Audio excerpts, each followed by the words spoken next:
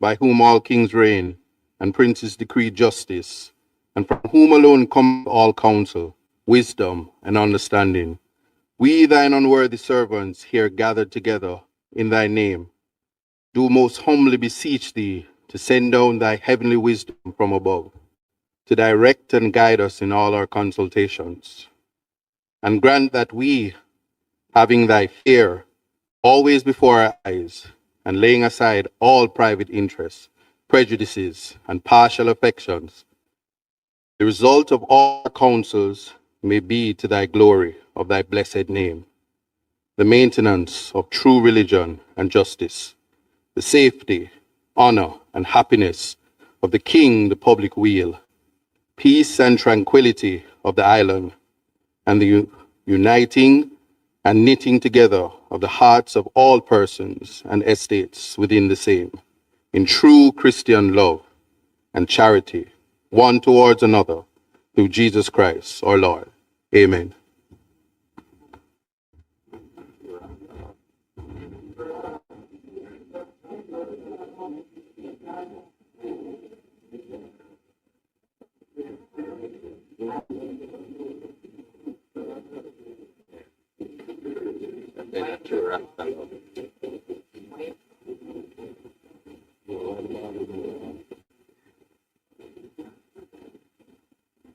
You may be seated.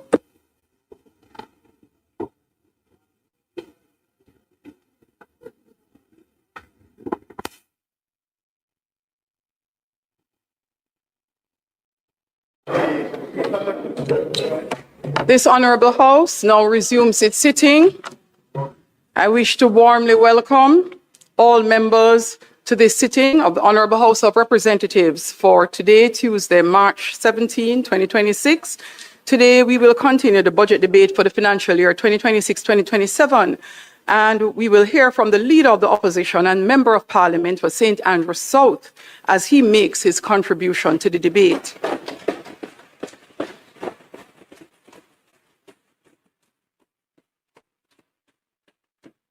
It is always expected that members will maintain the standards of this Honorable House, and those seated in the gallery as well, members in respect of the standing orders as well as practice and procedures previously established. I would like to extend a special welcome to Mrs. Sandra Golding and members of the Golding family.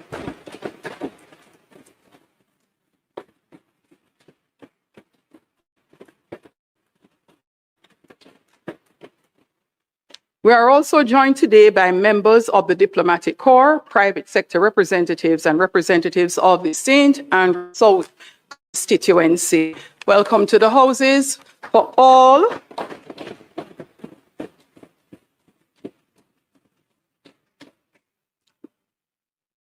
For all those who are here with us in the gallery and those who are joining us online or via various media broadcasts, PBCJ Live continues to stream, and I am sure all will be listening in today. I note former Minister of Finance. He stepped out? He is here. He stepped out for a little. So Omar Davis, former Member of Parliament and Minister of Finance, is here.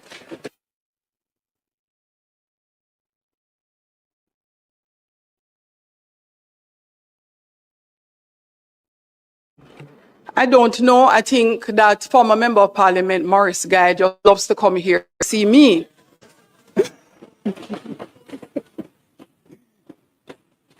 And also, here is Keisha Anderson. Keisha is a senator currently sitting in the House of Parliament. Honorable Senator, welcome. So just a short housekeeping point, just had a conversation with the Integrity Commission.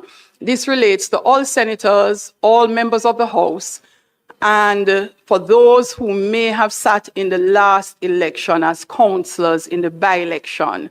We had attempted to explain this before.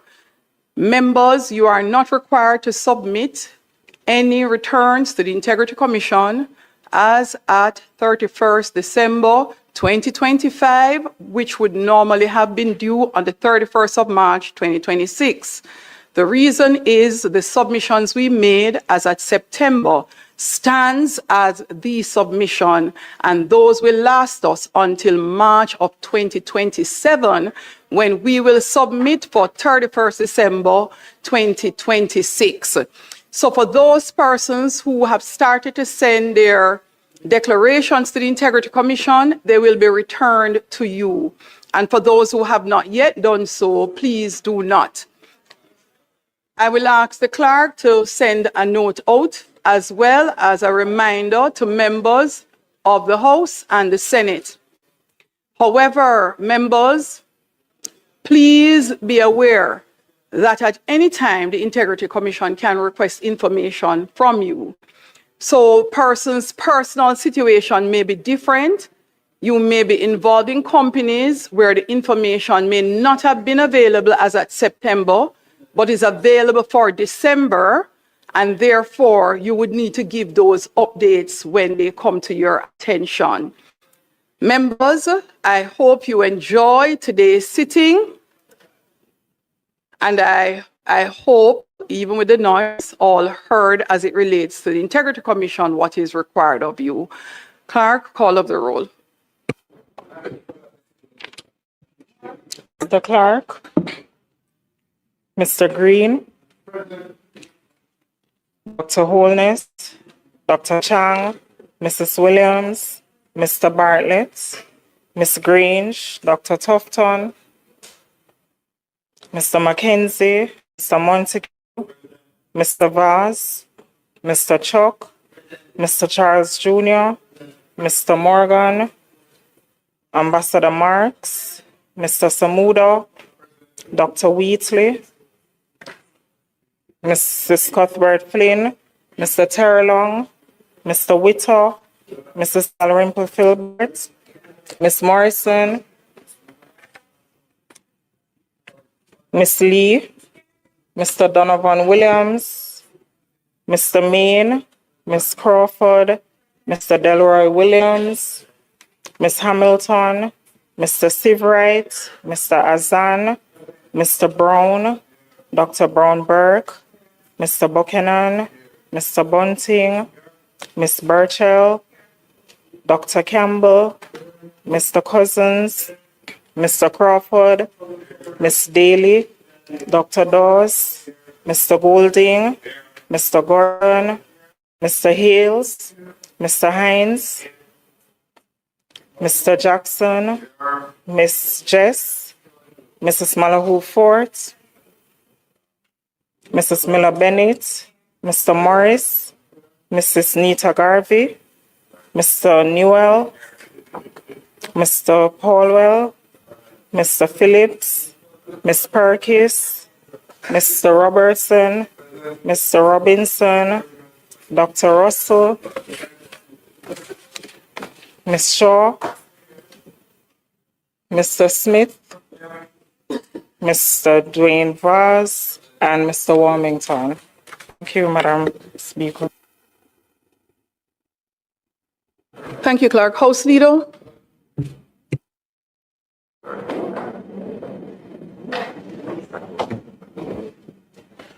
Madam Speaker, we could just go through the agenda to public business.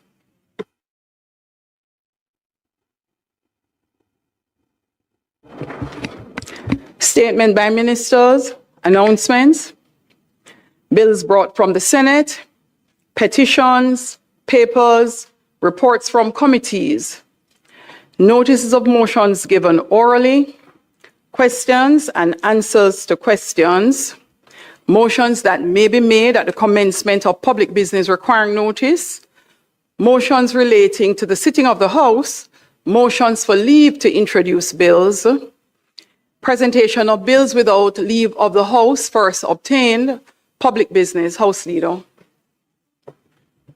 Thank you, Madam Speaker. Let me join in welcoming the family of the Leader of the Opposition, Mrs. Sandra Golden, and the children of the Leader to the House, and also former Member of Parliament and former Minister of Finance, Omar Davis, and Member Guy is here, Senator Keisha. I also see Donna Scott Motley, former Senator. Good to have you here with us.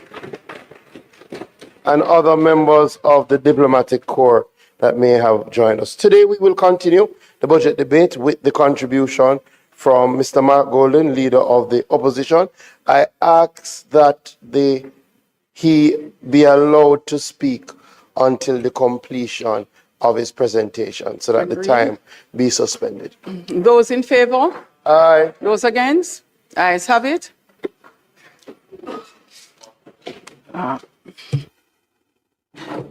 Let's make welcome to his feet, Leader of the Opposition and Member of Parliament for St. Andrew South.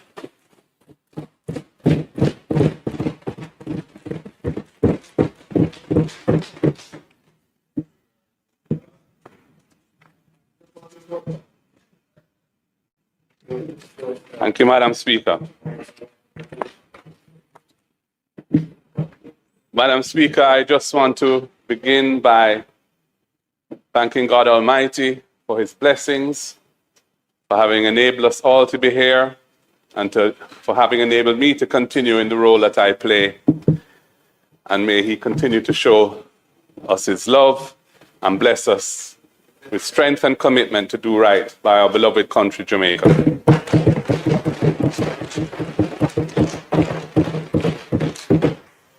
I want to also thank my dear wife, Sandra, who is here, for being here.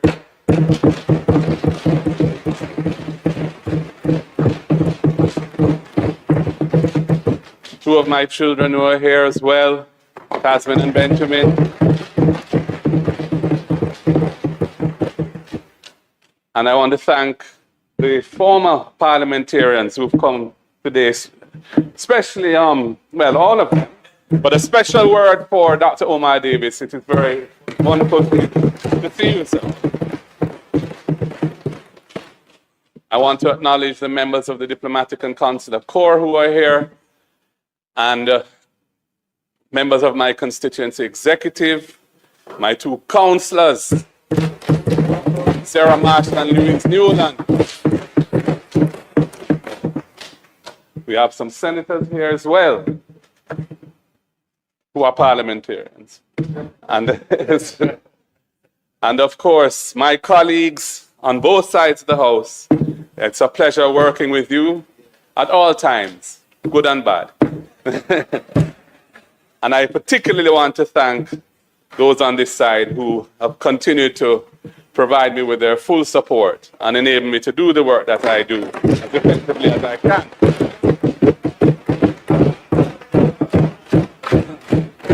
I want to thank the staff of Parliament for the role they play in enabling us to serve as elected and appointed representatives.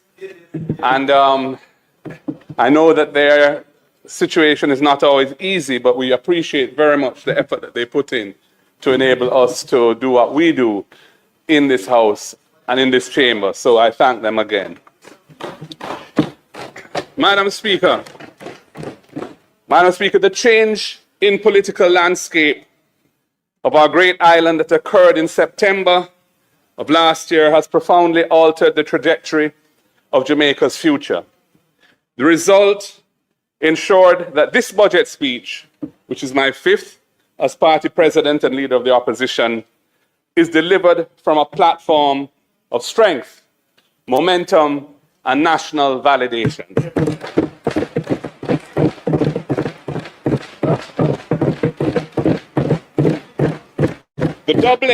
The doubling of the People's National Party seat count is living, breathing proof that our national movement is once again firmly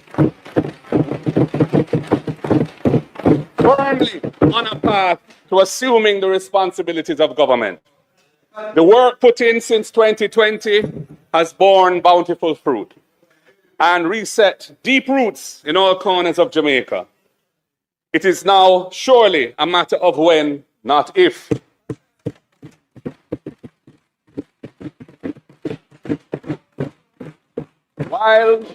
While we did come up just short of outright victory last time, the swing is undeniable. Over 100,000 more votes for the People's National Party than 5 years ago. The margins are shrinking and the writing is there on the wall for all to see.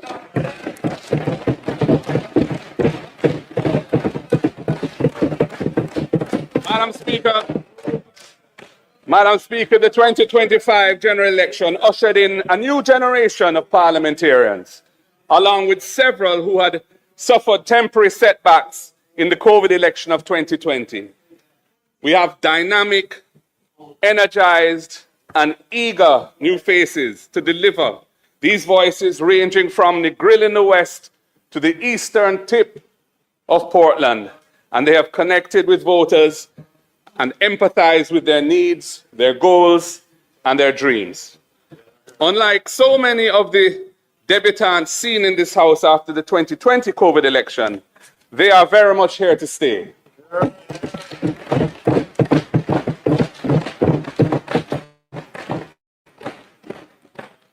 And it is my great honor to serve alongside them, and I look forward to doing so for many years to come.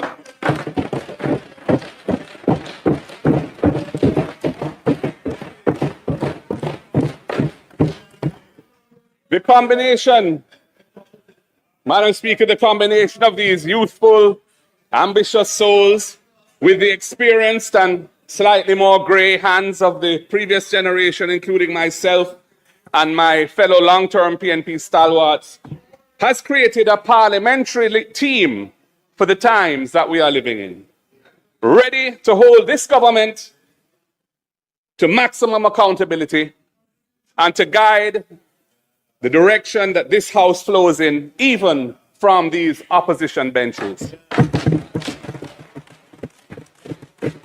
I want to make special mention of the late Dr. Linville Bloomfield from Eastern Portland and the late Dr. Winston Green from Southeast St. Mary, both of whom passed away while serving in this House during a previous term. Dr. Bloomfield having been murdered and no one having been brought to justice for his murder to date. The by-elections that occurred after their untimely passings resulted in Green victories. But in 2025, Isaac Buchanan and Chris Brown, in two famous victories, took back what was lost. We dedicate those victories to those two fallen servants of Jamaica. Madam Speaker, the events that took place in September 2025 can be analyzed from two competing perspectives. On one side, the people of Jamaica heard our proposals for progressive governance of integrity that is accessible to all Jamaicans, and it resonated with them. The people heard our plans to build a society from the base upwards rather than from the top-down approach, and it resonated with them. The people appreciated our willingness to tackle their day-to-day problems and engineer solutions that will have a practical impact on their lives, rather than fixating on macroeconomic indicators that bear no reflection on their everyday existence. And this also resonated with them. Madam Speaker, we are the party of the people.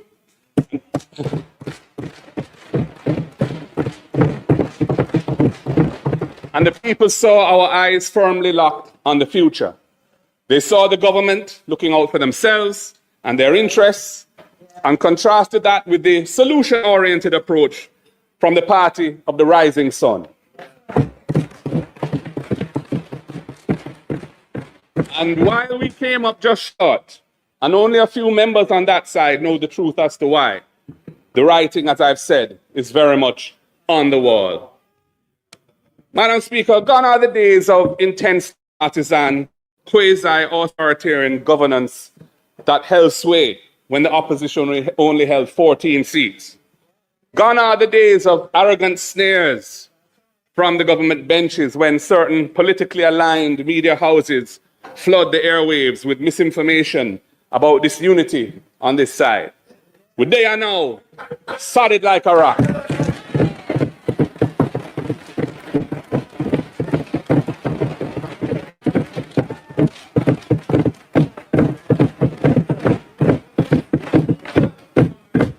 The writing is very much on the wall. On a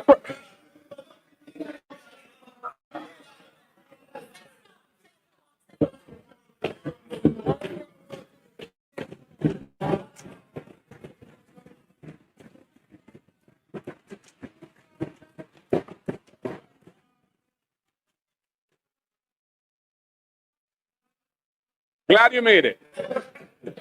On a personal note, Madam Speaker, the last 5 years have been some of the most invigorating and fulfilling of my 60 years on this earth.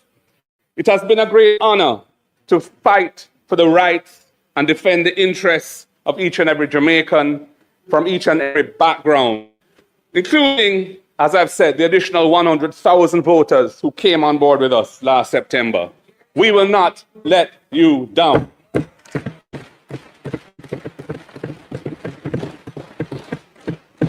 And as I say these things, I again have to give thanks and praise to the Almighty. He is my strength and my Redeemer, from whom all blessings flow. I pray that I will always do right by Him and strive to live according to His holy word. Madam Speaker, the joys of serving the people in confronting the difficult challenges faced by our beloved nation, the thrill of competing for the highest office in this land, the honorable sparring with my formidable rivals, whose day must come to come over here. Continue to blaze the fire inside me. And now, with this powerful, massive of talent and commitment beside me, I very much look forward to finishing God's mission that we started in 2020 and living up to the legacy of my illustrious predecessors on whose shoulders we all stand.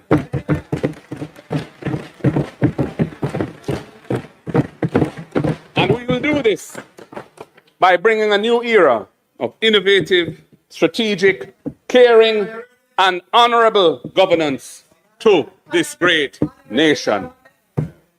Madam Speaker, like many commentators and opinion makers, I have been thinking about what we must do to take Jamaica out of its chronic economic underperformance. With a GDP, a gross domestic product, which simply means the value of everything we produce, goods and services, in the course of a year. With a GDP of approximately $7,000 per person, one of the lowest in the Caribbean, compared with 19,000 US per person in Trinidad and Tobago and 26,000 US in Barbados. Jamaica's average real GDP growth has merely crawled along at around 0.8%, not even 1% over the last 10 years.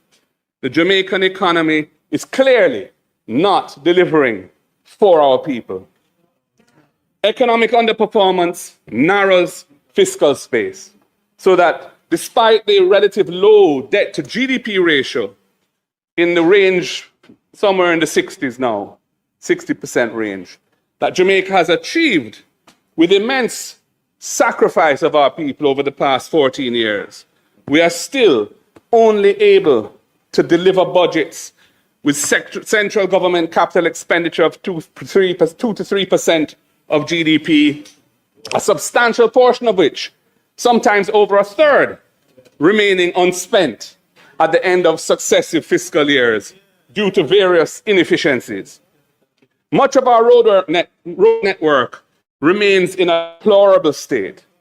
Gullies and other waterworks and waterways are in urgent need of repair, and coastal erosion, exacerbated by worsening climate conditions, outstrips modest attempts at mitigation. Madam Speaker, the education and training systems of the country are big contributors to our economic underperformance. The statistics are well known. Roughly a third of our primary school children leave primary school functionally illiterate and innumerate. They cannot read and write. A problem which, of course, feeds into the secondary system, where less than 20% of our students achieve the basic requirements of 5 CSEC subjects, including Maths and English. Only approximately 16% of Jamaicans end up with any tertiary qualification. Our workforce suffers from inadequate training and apprenticeship opportunities, so that over 60% of our workforce has no form of skill certification at all. HEART has been so badly mismanaged, despite its bespoke source of income from mandatory employer contributions. It made an accumulated operating deficit, an operating loss of $5.5 billion over the past 2 fiscal years. Remarkable and shameful. Foreign direct investment has fallen to a third of where it was in 2015 when we were there. Investors will not invest capital which will fail to generate competitive returns because the conditions for production are suboptimal and inefficient. The conditions in the health sector are so awful that they are negatively contributing to our economic prospects. Many Jamaicans overseas who would otherwise wish to return home to build Jamaica and who have the means to make a substantial contribution to nation building are unwilling to do so because of the repeated horror stories about the conditions and standards of care in our public health institutions. It is an issue which we cannot run from. Patients routinely have to sleep in corridors, in wheelchairs, on benches, or other makeshift arrangements because there are no available beds for them to be admitted. Free health care remains a fallacy because diagnostic tests, many medications, surgical implants, etc., are available only at a cost that is out of reach of most Jamaicans. Our doctors and nurses in the public health system are stretched so thin that it adversely affects their morale and patient care. Madam Speaker, Jamaica continues to fall behind as we wallow in our low-tech, low-wage, and low-growth economy. 2 of the industries that employ most of our people, global services and tourism, global services being what many call BPO, are vulnerable to existential threats to their viability like artificial intelligence and climate and geopolitical shocks that periodically cause major downturns. We need a more balanced economy, Madam Speaker. Our economic underperformance contributes to the high levels of migration, one of the highest rates of brain drain, the migration of our trained professionals in the world, the hollowing out of the middle class in this country, many of whom live from paycheck to paycheck like the working poor, despite their tertiary degrees and other qualifications. The high level of school absenteeism, teenage pregnancy, gender-based violence, and other social ills. So, having solved the chronic debt problem that we inherited in 2012 and that we put in the heavy lifting to turn around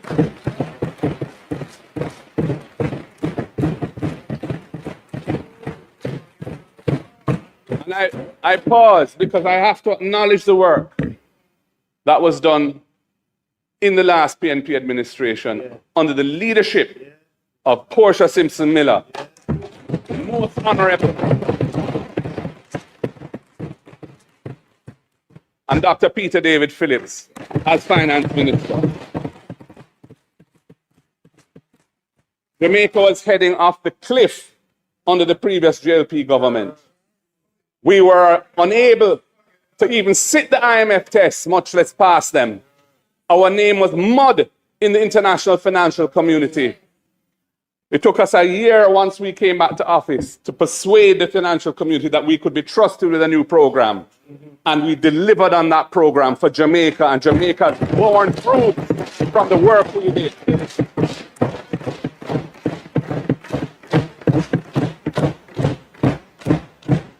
But despite Jamaica having solved the public debt problem, and I say solved it in the sense that it's still high, but we know how to manage it, and we know what it takes to manage it. And we have been successfully managing it for 14 years consecutively. And with the murder rate falling significantly over the past 2 years, nevertheless, Jamaica remains disappointed that there are no signs of a strategic plan to deliver a strong, rapidly growing economy that creates abundant, good opportunities for our people here at home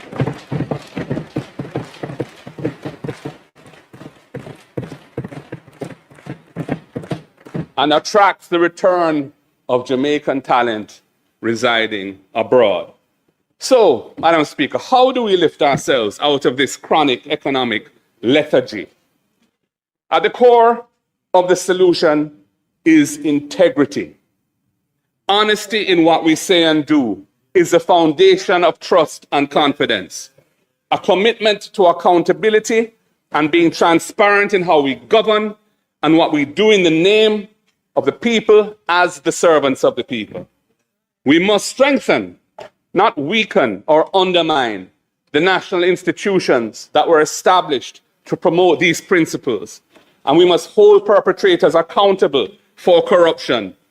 And of course, I speak of institutions like the Integrity Commission, which I had a foundational role in designing and bringing to Parliament as Minister of Justice, and the Financial Investigations Division. Madam Speaker, during the last general election in 2025, in the campaign, with its manifestos and its debates and its platform speeches, the Prime Minister did not even hint at, much less disclose, his intention to take the massive salary increase that he claimed he had given up when the heat reached him after Nigel Clark announced this massive salary increase on May 16, 2023. Not a peep out of him in the election campaign. Can you imagine that in February this year, a month or so ago, we suddenly learned that effective from payday last September 2025, right after the election, the Prime Minister would be receiving his big salary after all. Madam Speaker, that is the latest chop. That is a real brogard move. It was a shameful deception, not worthy of the high office that you hold. Not worthy.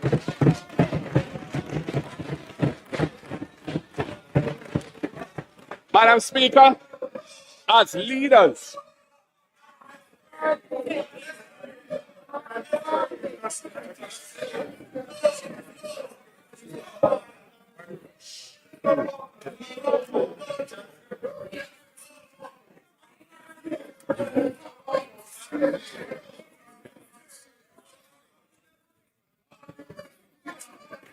yeah, man.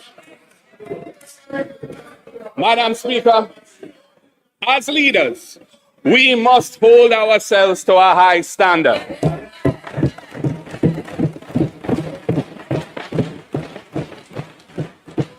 And we should be quick to do the right thing by leaving the scene when transgressions come to light which are not compatible with clean and honest government in Jamaica today. Unfortunately, the reverse all too often prevails. Impunity rules the roost. Persons in positions of responsibility become serial transgressors. And it doesn't seem to matter because nothing happens to hold them to account. Madam Speaker, we cannot build our nation that way. We cannot build a nation that our people aspire to and deserve on such weak and wobbly ethical foundation.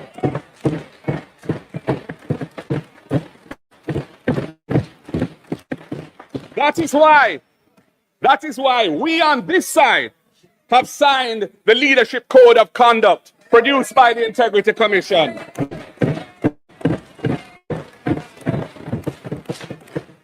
Committing ourselves to upholding principles of good governance and being accountable if we fail to do so.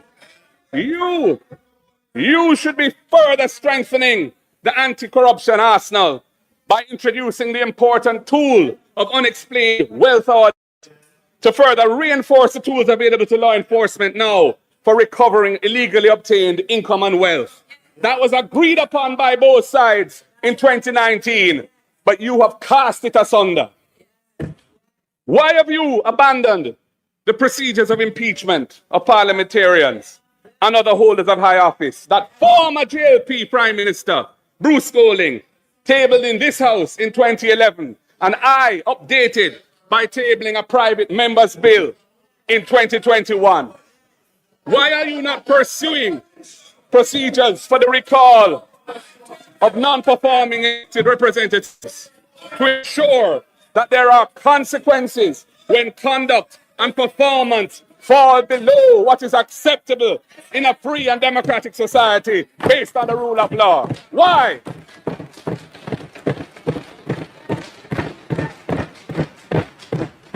We remain committed to these reforms that enhance accountability and good governance. I ask again, why have you not joined in our call for strong public education to promote wholesome values and attitudes based on love and respect for our fellow citizens, and playing by the rules or changing those rules if they're not fit for purpose? Why have you not joined with that? In my budget debate presentation last year, I stated a critical dimension which concerns many people a great deal, and which I feel compelled to address, is what may be referred to as the moral decay of the social fabric of our country. It is manifested in a lack of respect and care in how we treat each other, the callousness of the behavior we see around us every day, and the corruption that has taken over the affairs of the nation. Indeed, it has everything to do with the values we uphold, which uphold our society and our attitudes to life and to each other in our society. That is what I said then. Former Prime Minister Percival James Patterson tried with a values and attitudes program. Sadly, it was sacrificed on the altar of partisan politics. And I think former Prime Minister Bruce Golding has acknowledged his regret about that. I remain committed to pursuing a national effort for a non-political movement that embraces principles and practices for the spiritual, moral, and ethical upliftment of Jamaica. I am committed to that. Politicians should not seek to lead that movement, as experience has taught us that the approach of politicians leading it would likely mean it doesn't get off the ground. But it must be supported, it must be facilitated, and it must be championed by the government of the day. And you are failing to do so. As I said last year, Madam Speaker, our vision is that this movement will be led by spiritual and civic leaders who have the reputation, credibility, commitment, and desire to do so. Collectively, we must raise the bar as champions of change and restore the social fabric of this country.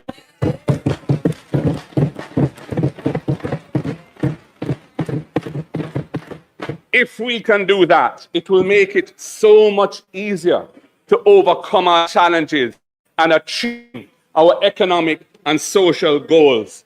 Integrity, Madam Speaker, is at the center of progress, and it is at the center of national development, and it must be at the center of inclusive and sustainable economic growth. Madam Speaker, the bureaucracy of the country must shift to a pro-growth philosophy and practice.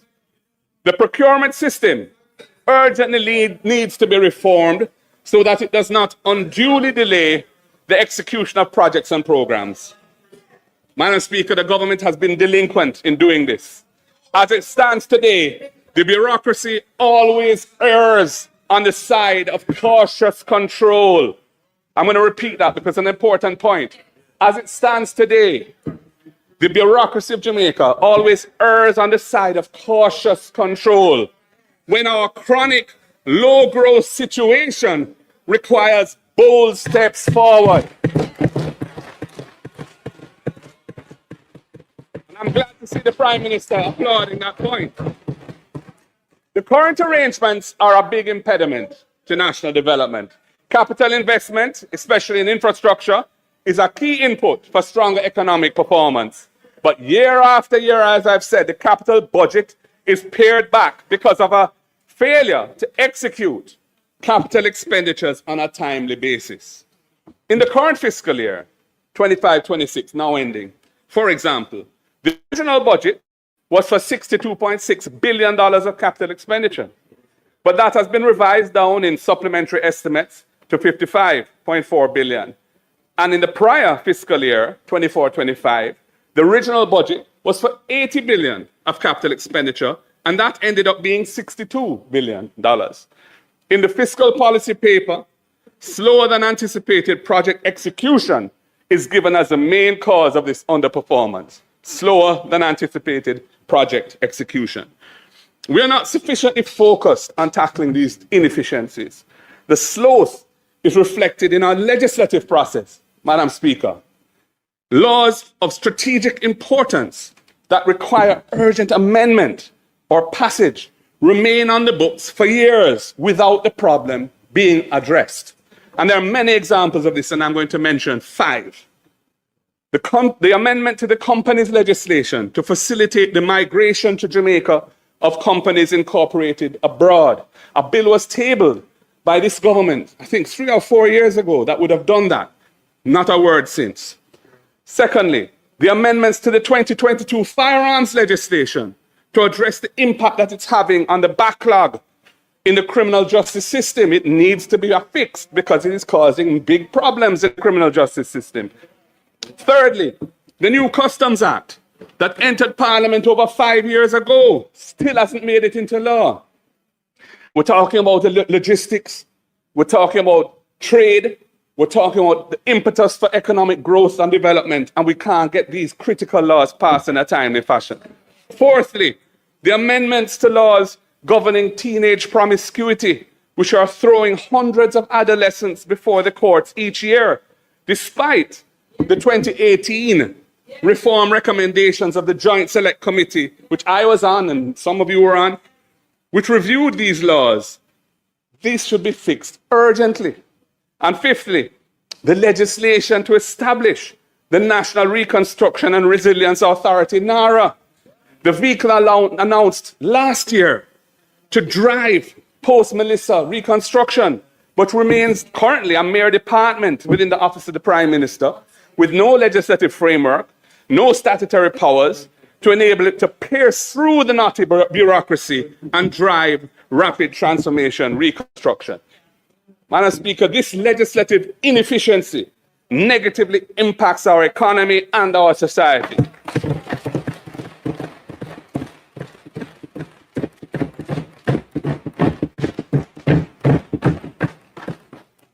As regards the first of those examples, in its preliminary review of the budget for 26-27, PricewaterhouseCoopers, the international accounting firm, audit firm, commented on the need for initiatives to encourage taxpayers to bring business activities and investments home to Jamaica. We have a big diaspora. We need to encourage them to bring their capital here. PwC said, where designed and implemented properly, this could bring in fresh economic activity that is currently taking place outside Jamaica, which in turn could bring in additional tax revenues after such activities or investments migrate to Jamaica. There is no good reason for this to remain in limbo. And it's consistent with what the opposition spokesman for finance said last Thursday about digital nomads, encouraging people abroad to come here, spend their money, and help to drive consumer demand, drive investment, and drive economic growth. Instead, what do I hear? I hear the Prime Minister retreating 30 years into his spin on FinSac. He will no doubt to seek to revise history to suit his desired narrative. That is a refuge of someone who has run out of ideas.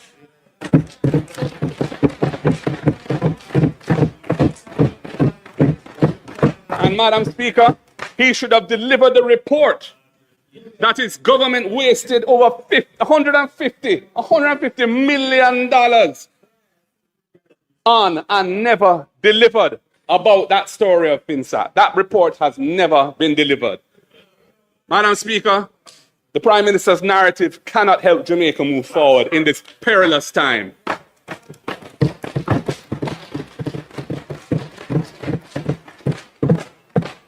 Madam Speaker, while the country's fiscal reforms have achieved debt stabilization is not the same thing as economic optimization. As the government's track record shows, debt stabilization can coexist with economic stagnation. The government's February 2026 fiscal policy paper projects that the economy will suffer a severe contraction, negative growth. In their paper, they said 4.5% of GDP. I hear the finance minister saying it won't be as bad as that based on what the PIOJ has said recently, but it's still going to be severely negative for the current fiscal year, resulting from the catastrophic impact and ongoing effects of Hurricane Melissa. Unlike the economic contraction brought by the COVID pandemic, the current downturn is caused by real damage to the productive capacity of the country, especially in Western Jamaica. Assets that were damaged or destroyed include homes, business places, hotels, hospitals, schools, farming equipment and farms, etc., electricity transmission and distribution networks, water supply facilities, and other infrastructure. Madam Speaker, I have read that 215,000 buildings sustained damage of varying severity, including approximately 190,000 homes, of which 24,000, they say, were completely destroyed. The World Bank's estimate, based on intense aerial surveys after Melissa, is that the physical damage to the assets of this country, publicly and privately owned, was US $8.8 billion. That's about 1.36 trillion Jamaican dollars, approximately 40% of Jamaica's GDP, current GDP.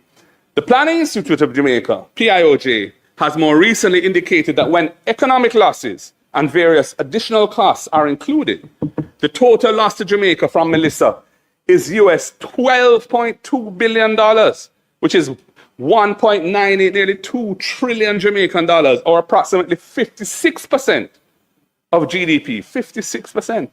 In other words, we have been hit very, very hard. And we need to fight even harder to get the country out of the slump. Early investment in recovery is needed to turn the negative cycle occasioned by Melissa's destruction into positive economic growth. Early investment. Some of us may be familiar with the proverb, early money is like yeast. And that proverb encapsulates the truism that early investment is needed to turn the situation around. The time to aggressively pursue recovery from the Melissa disaster and to set the platform for higher levels of sustainable growth is while the fiscal rules are suspended. Now is the time to drive GDP growth, because it will be much more challenging once the maximum 2-year suspension of the fiscal rules comes to an end and the law does not permit any further extension. At that point, which is probably, I assume it will be extended for 2 years. It's been extended for 1, but I assume it will be 2 years. At that point, in other words, with the fiscal year commencing April 1, 2028, the fiscal rules will again chip in. The fiscal rules will require years of tight fiscal policy to generate higher surpluses, primary surpluses, that can bring the public debt down to the 60% legislative target by the legislative deadline. This will clamp down on expenditure on infrastructure and other public goods. Having stripped the cupboard bare with the sell-off of the Norman Mann International Airport and the Sanks International Airport's future revenues, no major forward sale of assets is planned that can provide additional fiscal space at that time. So, and I also want to make one point, which is that although the fiscal policy paper has this target date for achieving 60% of GDP as 2030, March 31, 2030, in the law, it's still March 31, 2028. I assume the minister is going to bring legislation to fix that, but who knows? Madam Speaker, with the fiscal rules being temporarily suspended, now is the time to really focus on driving recovery and growth.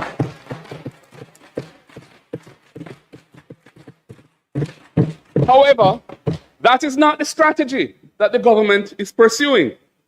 The government's housing repair program, roofs, of $10 billion Jamaican for the current fiscal year, 25-26, is less than 1/3 of 1% of GDP. Less than 1/3 of 1% of GDP. The PIOJ says the damage to Jamaica is 56% of GDP. A $500,000 grant, Jamaican, to households rendered homeless by the storm, it is welcome, but it's also clearly inadequate to rebuild homes. The same is true for the households that suffered major damage and are receiving $200,000 grants towards their repairs, and the $75,000 grants for those who suffered relatively minor damage. All of that money is welcome, no doubt, and we're glad for those who are getting it. But clearly it is insufficient to repair the major damage to the housing stock in Western Jamaica in particular. These grants are limited to those households that have been assessed by the Ministry of Labour and Social Security, and the numbers suggest that it will not cover 100% of those who suffered total loss or major damage. Many have not been assessed.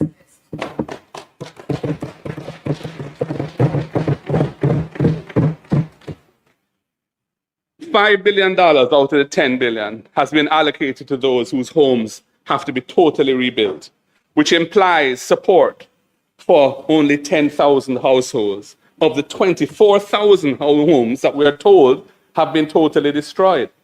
I'll say it again. Half of the 10 billion is for those who have suffered major damage or total loss. Sorry, half of it, $5 billion is for those who have suffered total loss. That can only support 10,000 households being rebuilt. And we are told that 24,000 households were totally destroyed. Clearly, not even half. Similarly, with $4 billion allocated to those needing major repairs and $1 billion allocated to those needing less extensive repairs, this implies support for only 33,333 households out of 166,000 households who are estimated to have suffered damage needing repairs across both of those two categories. Madam Speaker, the upshot is that there is a real need for much more extensive investment in restoring decent, habitable shelter to Jamaicans who suffered housing damage in the hurricane.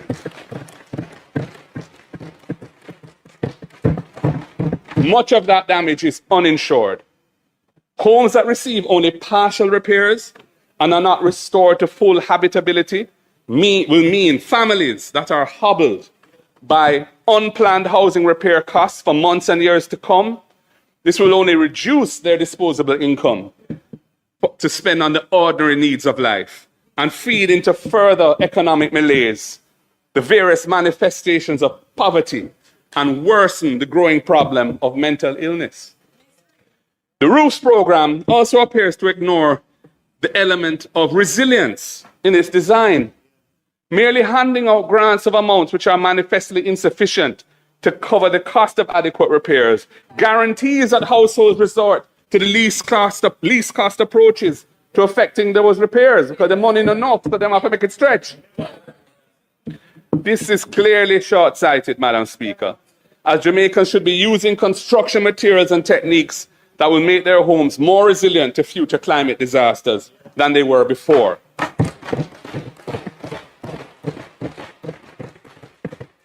And I ask, where is the guidance and supervision to ensure that basic but effective techniques to ensure greater resilience are followed? I don't see any big public education telling people how to rebuild a roof properly that makes it more resilient in a low-budget way. I don't hear that.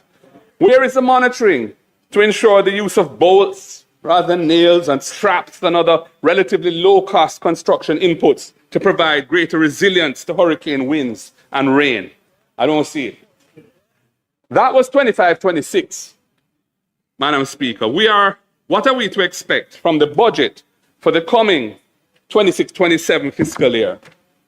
Well, despite the massive hit to our economy and the growing despair and anger that many thousands of Jamaicans feel who really need help, the budget for the coming year allocates a contingency of $30 billion Jamaican for capital expenditure on recovery from Hurricane Melissa. 30 billion Jamaican dollars. That is less than 1% of GDP. The country suffered 56% of GDP loss, including 40% of physical asset loss. And the allocation for capital expenditure for Hurricane Melissa recovery in the coming fiscal year is less than 1% of GDP.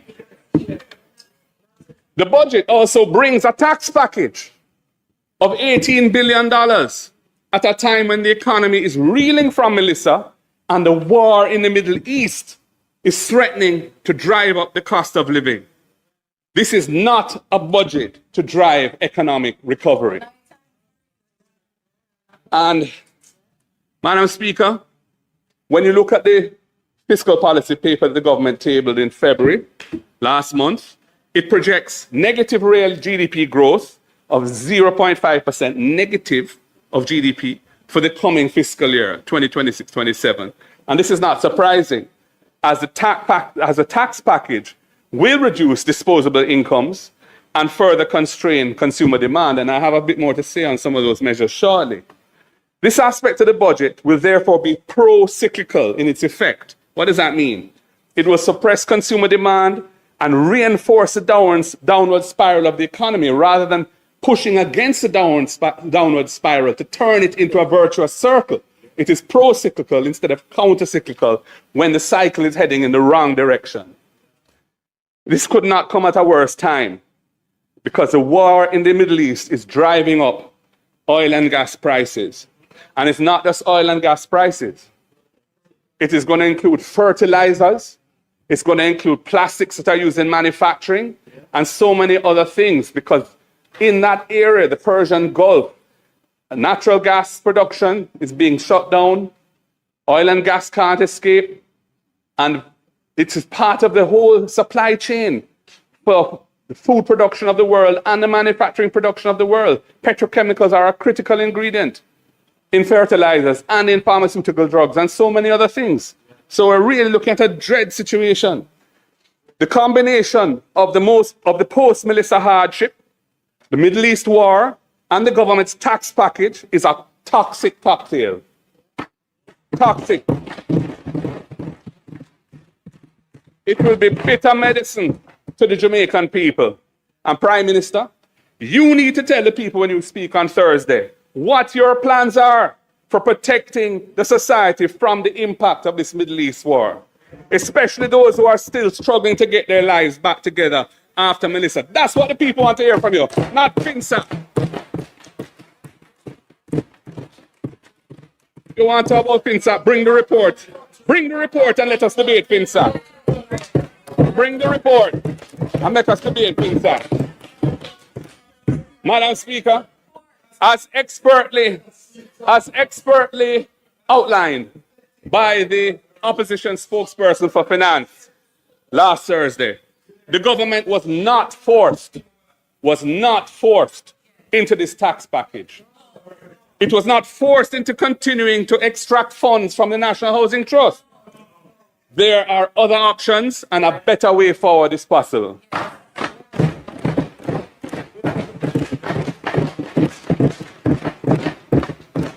Our finance spokesperson has drilled down and shown in detail that by focusing on the needs of the post-military economy rather than unimaginative bookkeeping solutions, the government could have avoided imposing 29.4 billion in new revenue measures, 18.1 billion of new taxes, and 11.4 billion of NHT extraction on the Jamaican people for the coming fiscal year.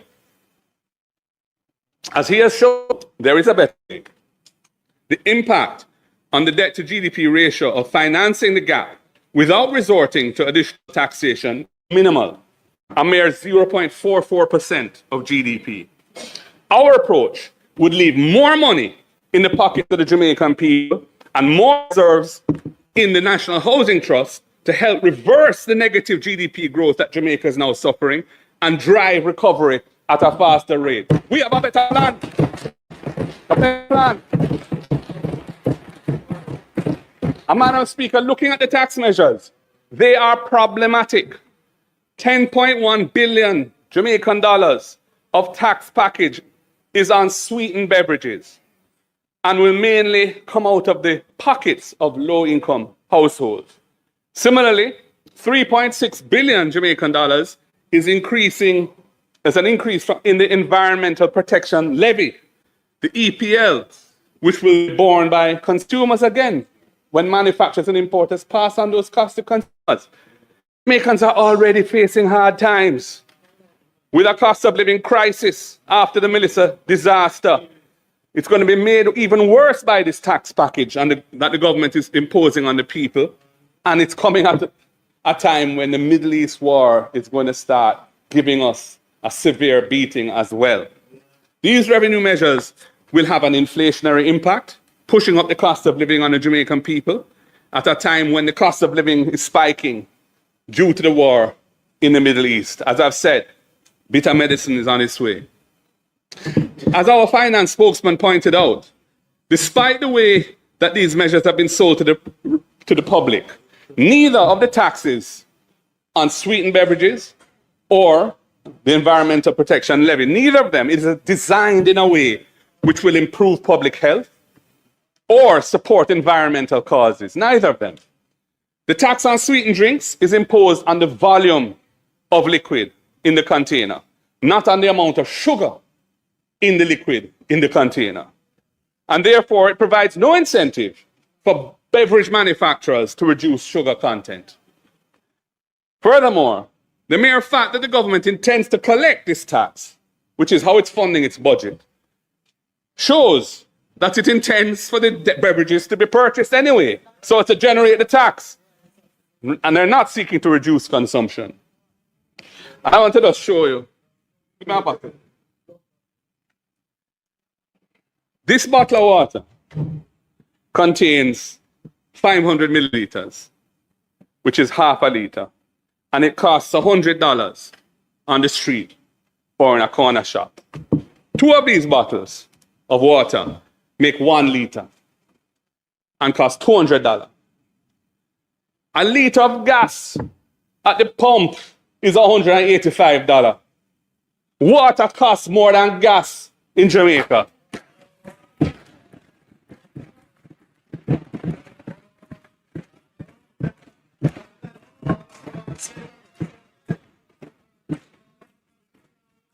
$200 for 2 bottles, making 1 liter, $185 per liter at the pump. Water costs more than gas in Jamaica. If we really want to encourage healthy consumption, then remove the GCT from water.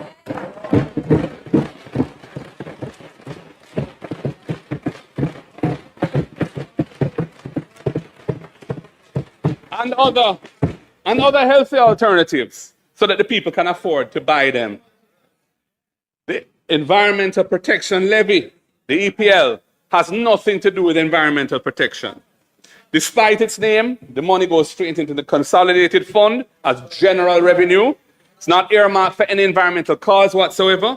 It's just like any other tax, and it's used to fund expenditures generally, not to fund environmental expenditures in particular.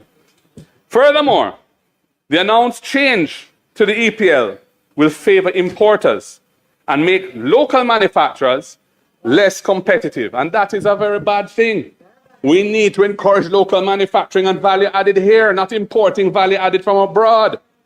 We need to drive growth and create wealth in the country. As it stands now, the EPL is applied to 100% of the CIF value of imports, but is applied to 75% of the sale price of locally manufactured goods.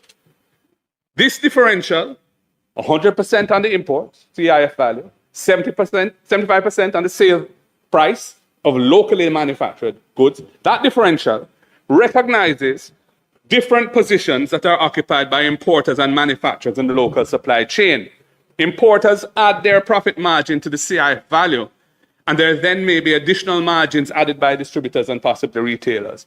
Applying the EPL to 75% of the local manufactured good price seeks to level the playing field, as the manufacturer sale price includes all of the value added of their input costs and their project margin. The government is now moving to apply the EPL, the Environmental Protection Levy, to 100% of the sale price of locally manufactured goods, from 75 to 100%. Also, it is increasing the rate of the EPL from half of 1% to 0.8%. That's a 60% increase in the rate. This means that the cost burden of the EPL to local manufacturers will be greater than it is to importers, favoring imports over local manufacturing of competing products, of exchangeable products. This is a major design flaw in the new tax, and it needs to be corrected. And I'm calling the Minister of Finance to correct it.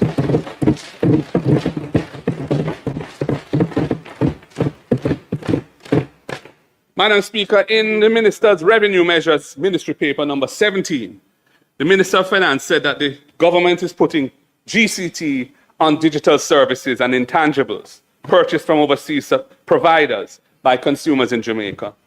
It says that this is projected to raise 300 million Jamaican dollars in the last quarter of the coming fiscal year. That's between January and March 2027.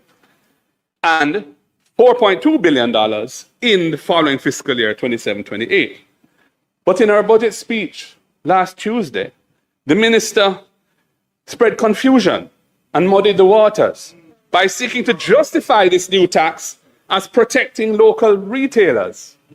How can imposing GCT on digital services help local retailers? It is policy incoherence. And in 2024, their government already provided an incentive for imported goods that are purchased online. They doubled the customs duty threshold from $50 US to $100 US. So they're moving in two competing directions. But the truth of the matter is that if it's a digital services tax on intangibles, it really has no impact on retailers. Madam Speaker, I want to say a little bit about the draining of the National Housing Trust. This year, we celebrate the 50th anniversary of the establishment of the National Housing Trust.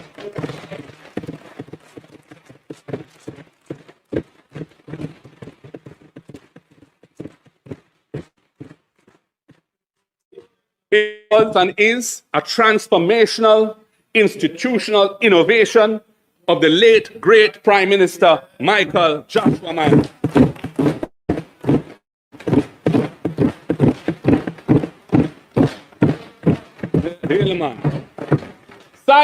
Sadly, the budget for the coming fiscal year 26-27 again includes non-tax revenue of 11.4 billion Jamaican dollars in the form of a transfer of resources out of the National Housing Trust to the government's coffers to pay its housekeeping expenses.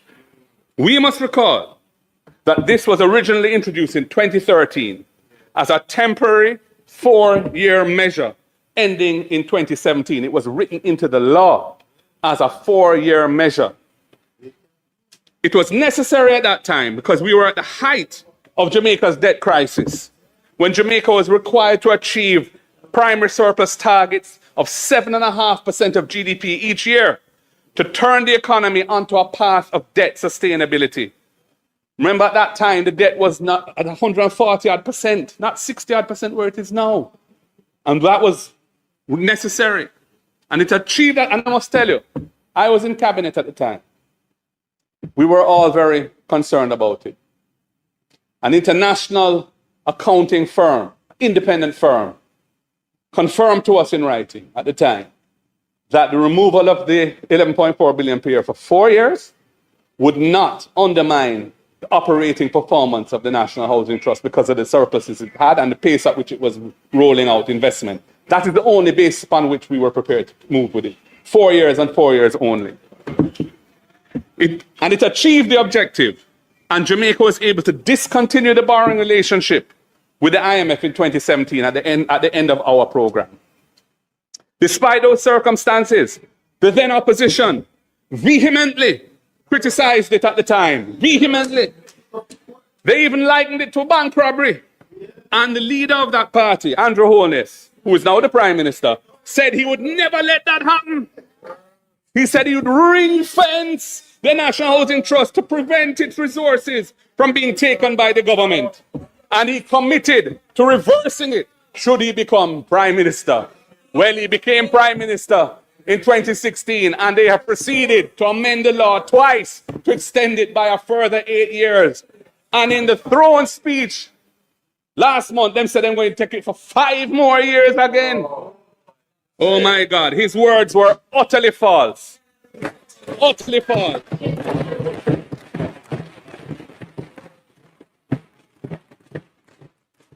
Under his watch, as Minister with responsibility for NHT, because NHT falls under him, this government has passed legislation twice to extend that extraction of resources each year for 10 years while they've been in office.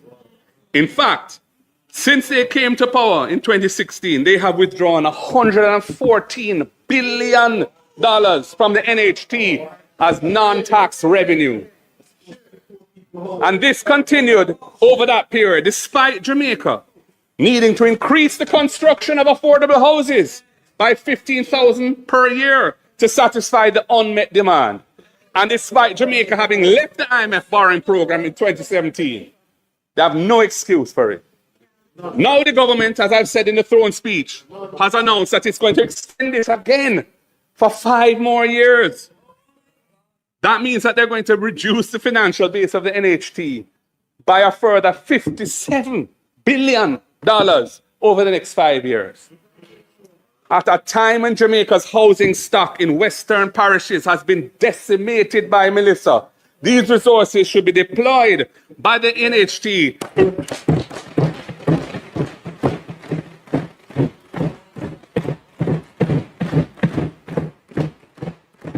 It should be used to rebuild resilient homes for the many thousands of households who have suffered varying degrees of damage to the houses.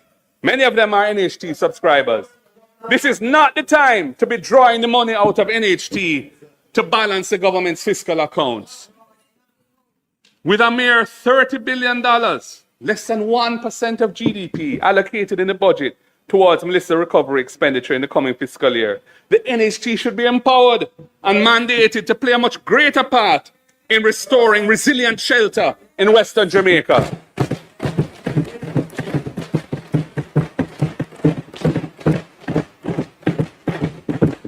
This is not the time to be depleting the resources of Jamaica's most important housing institution. Bad policy, Prime Minister. Bad policy.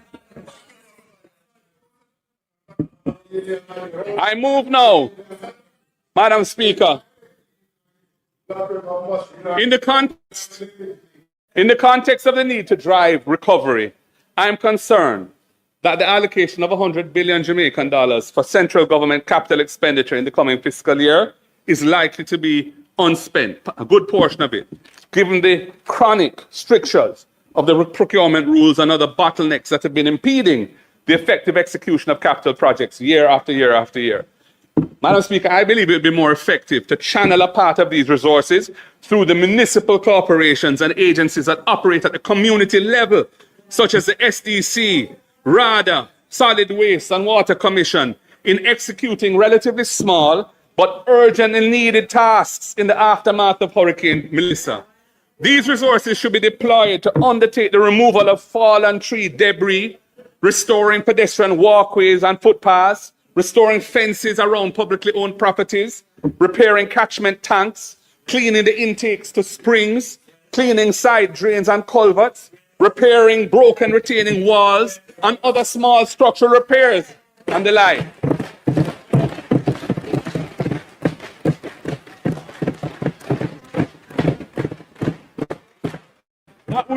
That would repair the environment in which we live, and I mean the living conditions around us.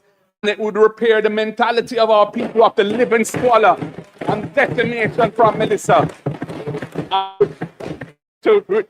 It would be counter-cyclical. It would help to push against the malaise that we're now in and take us out of the slump. Madam Speaker, in the quest for greater fiscal space to fund investments to drive national development, there's also another revenue strategy which urgently needs to be pursued. The design of a tax system determines its performance more than the rates of tax themselves. Where systems are fragmented, revenue leaks and is not collected.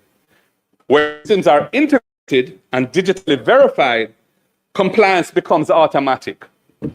PricewaterhouseCoopers, then their preliminary review of the budget, highlighted the importance of increasing tax compliance. And I quote, so that everyone bears their fair share rather than the burden falling on those who meet the moment and pay their taxes as part of their civic duty. End of quote.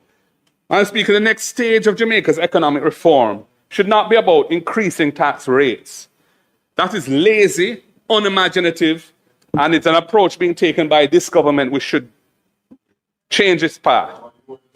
We say no to that. It is bad economics and will be damaging to the economy and the Jamaican people in our current circumstances. I think I should remind them, it is a PNP that reduced personal income tax from 33 and a third to 25%. It's the PNP that reduced GCT from 17.5% down to 16%.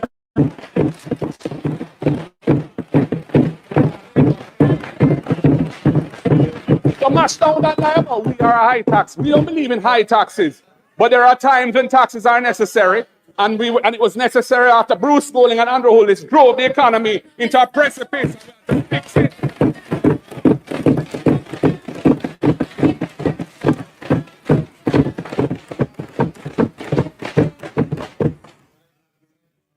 Increasing tax rates and putting in new taxes on the people when you're in an economic slump is bad economics and will be damaging to the economy and the Jamaican people in our current circumstances. The next stage should be about ensuring that the taxes that are already on the books,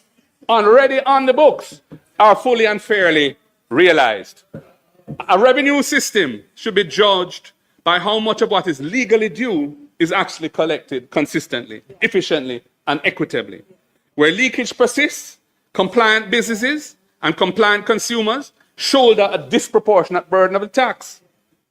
Where there's leakage, where enforcement is episodic, occasional, arbitrary, fairness erodes. Where systems are fragmented, borrowing costs rise, and compliant taxpayers suffer. In my March 2024 budget presentation, I said this to the current Minister of Finance's predecessor. Minister, I said, the current 15th March deadline is pretty rough on everyone who has to file their taxes. Getting the past year's accounts audited and then preparing the tax returns all by the 15th March is really too much of a crunch. An April deadline could ease the pressure significantly. It's time for change. I continue. Other countries have later deadlines, which helps with their budgeting and financial planning. So why not take a leaf out of their book? It would give taxpayers who file more time to get their taxes right and would improve the accuracy of tax filings. It also improves compliance by allowing a more reasonable deadline. It would be a step towards a stronger, more stable economy. End of quote. Madam Speaker, I'm encouraged to make some further recommendations today because in February, a month ago, we passed legislation partially implementing that recommendation, partially. I say partially because the change in the filing deadline from March to April only applies to taxpayers which are corporations. Individuals and professional firms that operate as partnerships still have to file by the 15th of March. And Madam Speaker, I am encouraging the government to streamline this so that everyone benefits from the more sensible and practical April filing date.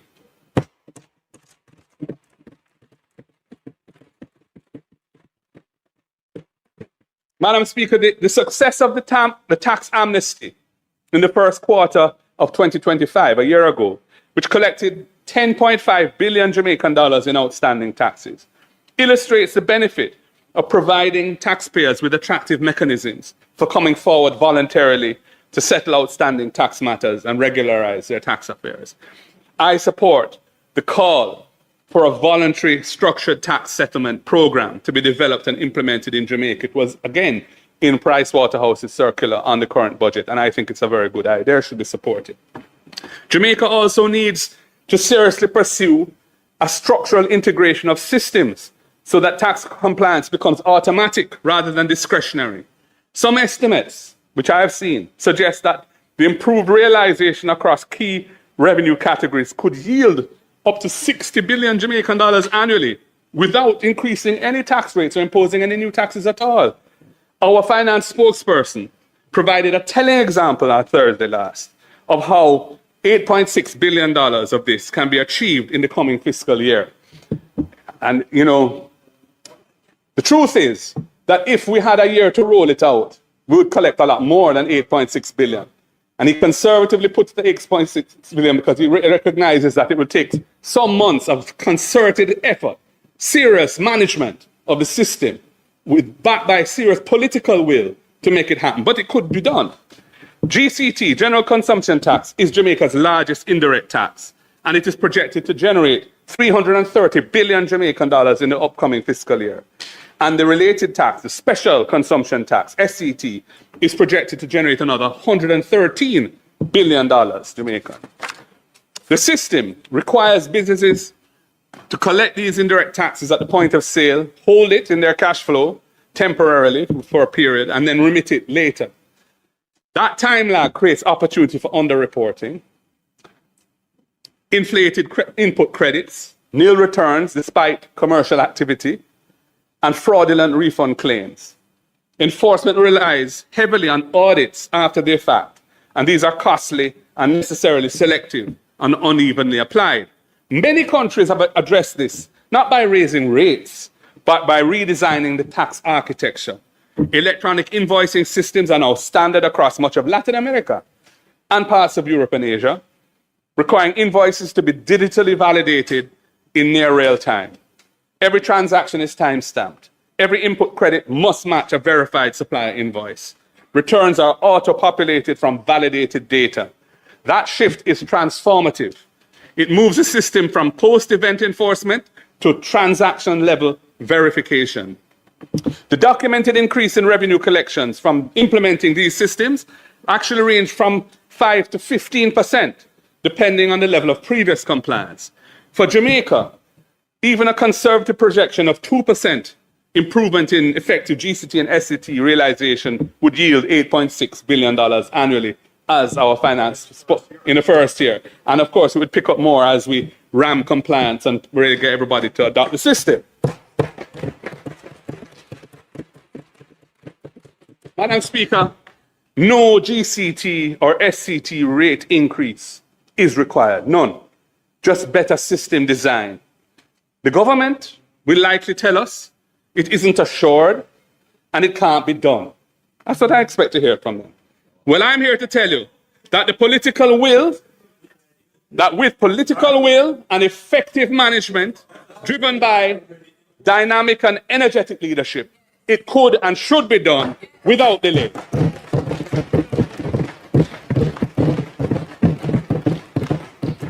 I will share some examples of how to optimize revenues over the next 3 years without increasing taxes, as we seek to finance strong recovery from Melissa and back better. And I do so in a spirit of goodwill to all Jamaicans on both sides of the aisle. I'm not hiding it. I'm sharing it for the good of the country. I move to income tax, which is the largest tax type, projected to yield $340 billion in the upcoming fiscal year.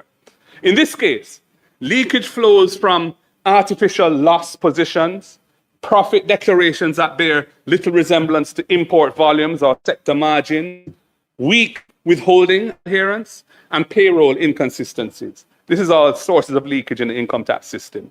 The fundamental issue is structural. Tax filings are treated as isolated submissions rather than nodes in an integrated economic data network.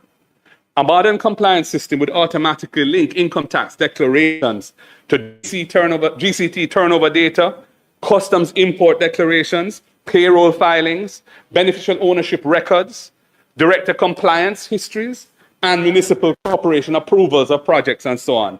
So, for example, if a company imports 150 million Jamaican dollars in goods, but declares $20 million in turnover and a tax loss, the system would automatically flag that anomaly.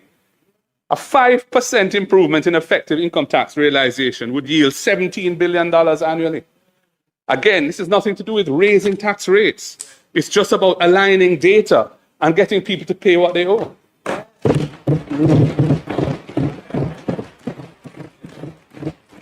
I move to customs duties. Customs duties are projected to earn 78 billion Jamaican dollars in the upcoming fiscal year. And while this is a significant revenue source, the importance of international trade taxes extends beyond the port. When imports are undervalued or misclassified, GCT on imports is understated. Profit margins are distorted. Income tax collections decline. Sector comparisons become unreliable. Digital valuation tools and automated inland reconciliation can address this source of revenue leakage. Import data should inform expected turnover bands and profitability benchmarks automatically. Outliers should be visible in real time. A 10% reduction of customs leakage, a 10% reduction of customs leakage would yield $8 billion annually and would also reinforce inland compliance. I move to municipal corporation approvals. Municipal building approvals represent hundreds of billions of dollars in economic activity each year. Municipal building approvals are hundreds of billions of dollars in economic activity each year. Yet they are disconnected from tax reporting systems.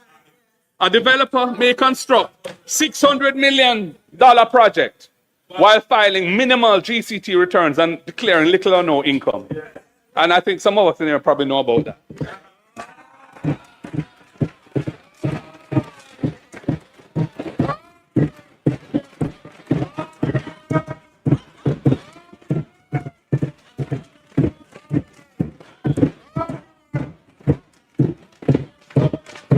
Show me can, me no can no foul.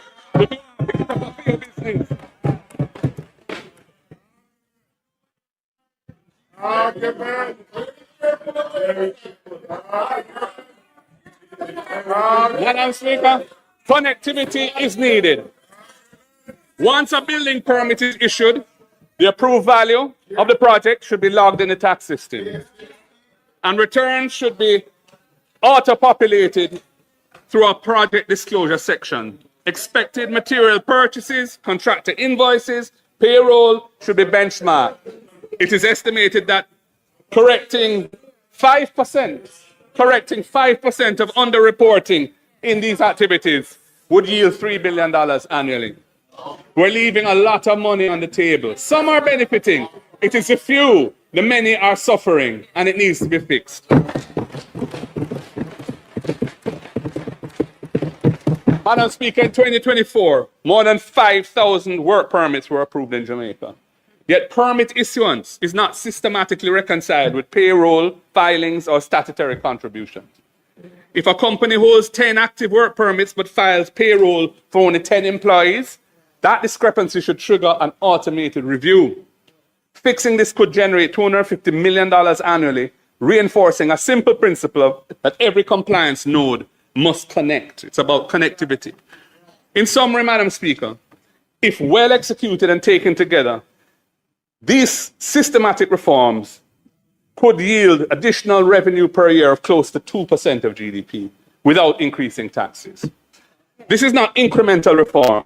It represents additional fiscal space of 10% of GDP over 5 years. It is achievable not by increasing the tax burden, but by being smarter in how we utilize the architecture of the tax system. Reform to improve the integrity of the tax system is not punitive. It promotes economic fairness. It promotes economic fairness. It protects compliant businesses from being undercut by non-compliant competitors. It narrows bureaucratic discretion. It shrinks the space for corruption. It strengthens investor confidence. It increases fairness. Madam Speaker, Jamaica does not need higher tax rates. It needs systems where invoices validate themselves, where payroll reconciles with permits, where imports reconcile with profits, where billing approvals inform tax returns, where risk detection becomes structural rather than episodic.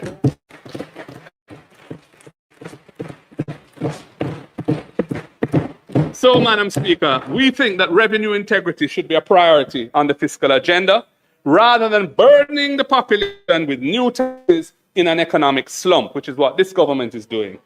The opportunity is measurable, international precedent is clear, and the fiscal dividend would be very substantial indeed. Madam Speaker, I move to a different subject. The massive Category 5 Hurricane Melissa is now estimated, as I've said, to have caused loss and damage to Jamaica amounting to US $12.2 billion, 2 trillion Jamaican dollars, 56% of our annual GDP, and it has set back Jamaica for years to come. The cost that lies ahead to rebuild and insure against recurring Category 5 and strong storms will be very heavy also. So the question arises, can and will Jamaica have to bear this loss alone, this massive cost for destruction to which we contributed so little? Cat 5 Melissa was not happenstance. It was not an accident.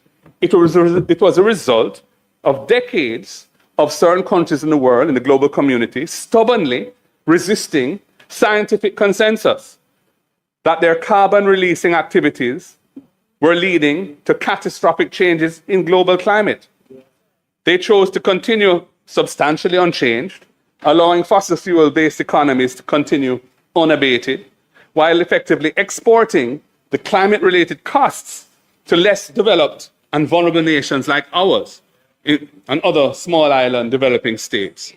In earlier times, Madam Speaker, Jamaica was known to have one major hurricane, that's Category 4 above, roughly every 40 years. However, in the 37 years since Hurricane Gilbert in 1988, Jamaica has experienced 4 such systems.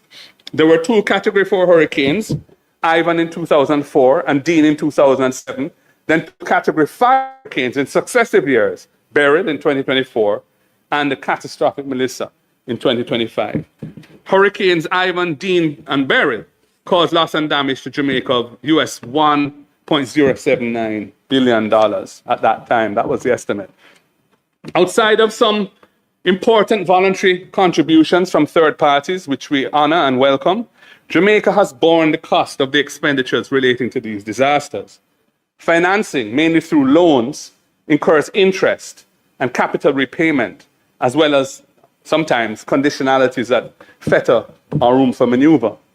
Jamaica has had to absorb these costs substantially on our own because, firstly, the link between CO2, carbon emissions, and climate change was not firmly established at that time. And secondly, the legal, scientific, negotiating, technical, and administrative capabilities were not in place to do anything about it. And thirdly, the international legal framework was still in negotiation. Madam Speaker, Hurricane Melissa has created a potentially game-changing shift. Among other things, firstly, Melissa did not follow the historical pattern of these major systems. It was a tropical storm which, while meandering slowly almost stationary in the Caribbean, intensified rapidly in these waters, where sea temperatures have reached 1.4 degrees above pre-industrial levels. And then it moved directly to Jamaica. It is generally accepted that Melissa's peculiar intensification and power were a climate-related phenomenon. Secondly, Hurricane Melissa struck Jamaica about 4 months after the International Court of Justice, the World Court, had issued a unanimous advisory judgment that states can be held liable for damages caused by climate change. Now, Jamaica has been a minimal emitter of greenhouse gases that have caused global warming. Yet we are bearing the pain from the irresponsible and selfish actions of others. This is fundamentally unjust and unprincipled. As a major victim of the effects of climate disasters, Jamaica cannot remain docile and just passively assume a mountain of additional climate-related debt that will fetter and postpone our national development for decades to come. Our country has a duty to lead in its advocacy for fair and just compensation.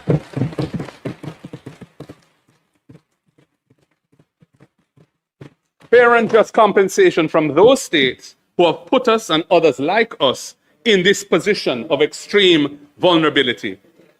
In our interests, in our own interests, and out of a duty to other vulnerable countries like ours, which continue to bear the loss and damage from climate change and will continue to bear it, should now assemble a team of the most experienced legal experts and prepare a legal brief on the possibility of recovering compensation for the loss and damage inflicted on us by Melissa. The ICJ, the International Court of Justice, opened the door last year, and we must push that door further open. Madam Speaker, the legal brief should consider the prospects of a case being taken to the International Court of Justice, relying on the responsibility of certain countries for the global temperature increases that resulted in the damage wrought by Hurricane Melissa. A decision of the International Court on this issue would be binding on the states found liable for the overheating that triggered Hurricane Melissa. That decision, which would be of considerable economic value for Jamaica, may possibly be obtained pursuant to the contentious jurisdiction of the International Court. It is not beyond imagination that could be done, and we owe duty to other countries and ourselves to see if it's possible. Alternatively, but in the same solutions-oriented spirit, the government of Jamaica should assume a leadership position to encourage the United Nations General Assembly to seek the International Court's opinion on the levels of compensation that major contributors to global overheating may be called upon to pay for loss and damage caused to individual countries by changing weather patterns. In the matter of loss and damage caused by the climatic effects of global warming, surely the law and equity are on the side of small developing states that have not contributed in any significant way to this phenomenon. It is the states which are responsible for major fossil fuel emissions who are causing the loss and damage from monster hurricanes like Melissa. As these major states have caused the damage, then it is fitting that they should make reparations for it. This is in keeping with general principles of state responsibility in international law, as well as rules implicit in various treaties on climate change and that are in force today. I commend this to the government and ask them to explore it. We cannot just sit back and have a 56% hit to our economy for something that we didn't cause and that was clearly climate related, and just we'll just borrow the money and move on. We're not moving on. We're going to have to pay that debt back. And then we owe a duty to the countries of the world that are in a position like ours, and to ourselves, because it could happen again, to push the needle. Jurisprudence is not fixed in time. It can evolve. And the door was opened last year. Madam Speaker, while on the topic of international relations, I noticed the Prime Minister's exhortation to fellow CARICOM leaders to adopt a foreign policy of, in quotes, principled realism. I wondered uneasily to myself what that potentially self-contradictory concept means to him. And it wasn't long before its first manifestation emerged when the Jamaican government unilaterally terminated the 50-year Cuban medical assistance program. That is what the foreign minister, having told Parliament that this decision had nothing to do with pressure from the US, that is what she said in this Parliament, that decision had nothing to do with pressure from the US. A few days later, had her ministry subsequently issue a statement affirming that it is widely known, in quotes, that the US has publicly raised concerns with the program, before articulating what I regard as unconvincing reasons as the purported justification for terminating a program that has done so much to help Jamaicans to have access to quality health services, and the termination of which has left a very substantial unfilled gap in healthcare delivery, especially in underserved areas. Now I say, if you operate, Prime Minister, you operate in fora, which I do. So there may be things that you're aware of that I am not. But before you make a move like that, you have to put other things in place. You can't terminate an agreement that the Jamaican people are relying on and have nothing in place. I'm scrambling around while people are suffering. Again, poor government, mismanagement.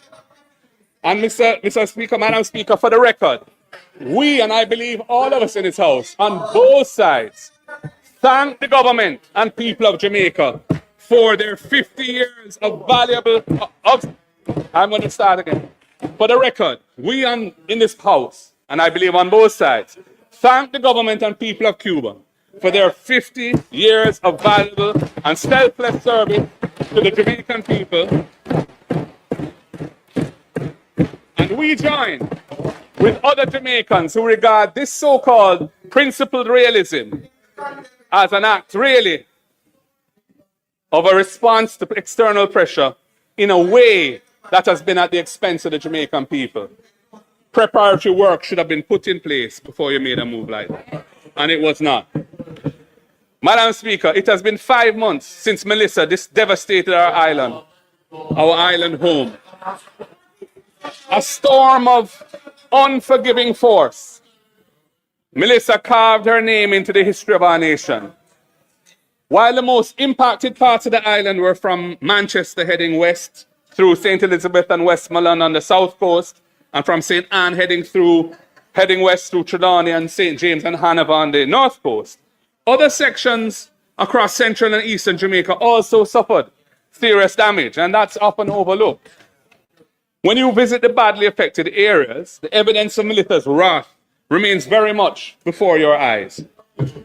Today, I do not come to this House to merely catalogue the damage, though the numbers that we have quoted are sobering. I come to speak about something more powerful than the storm. I come to speak about the spirit of the Jamaican people, more powerful than the storm. I have walked through the rubble and debris in Black River and in White House. I have stood in flooded, carcass-littered fields in St. Elizabeth and Westmoreland. I have listened to traumatized ladies in the shelter at Petersfield High School.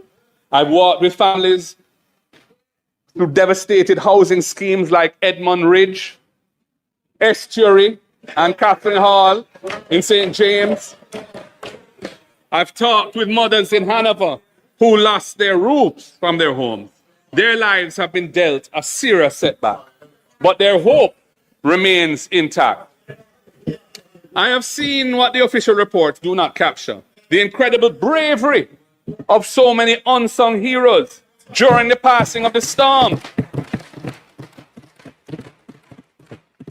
who risked their lives to save the elderly and the weak, neighbors sharing their last meal, churches who lost their roofs still willing to provide a helping hand to those in need, communities caring and sharing, not as individuals, but as one Jamaican people. I also saw the spirit of Jamaicans who are not affected directly by the storm, but who stepped up in a massive way. They filled barrels, boxes, planes, bags, trucks, cars, and headed to the worst affected areas to help. Our entertainment community were beacons of hope and help.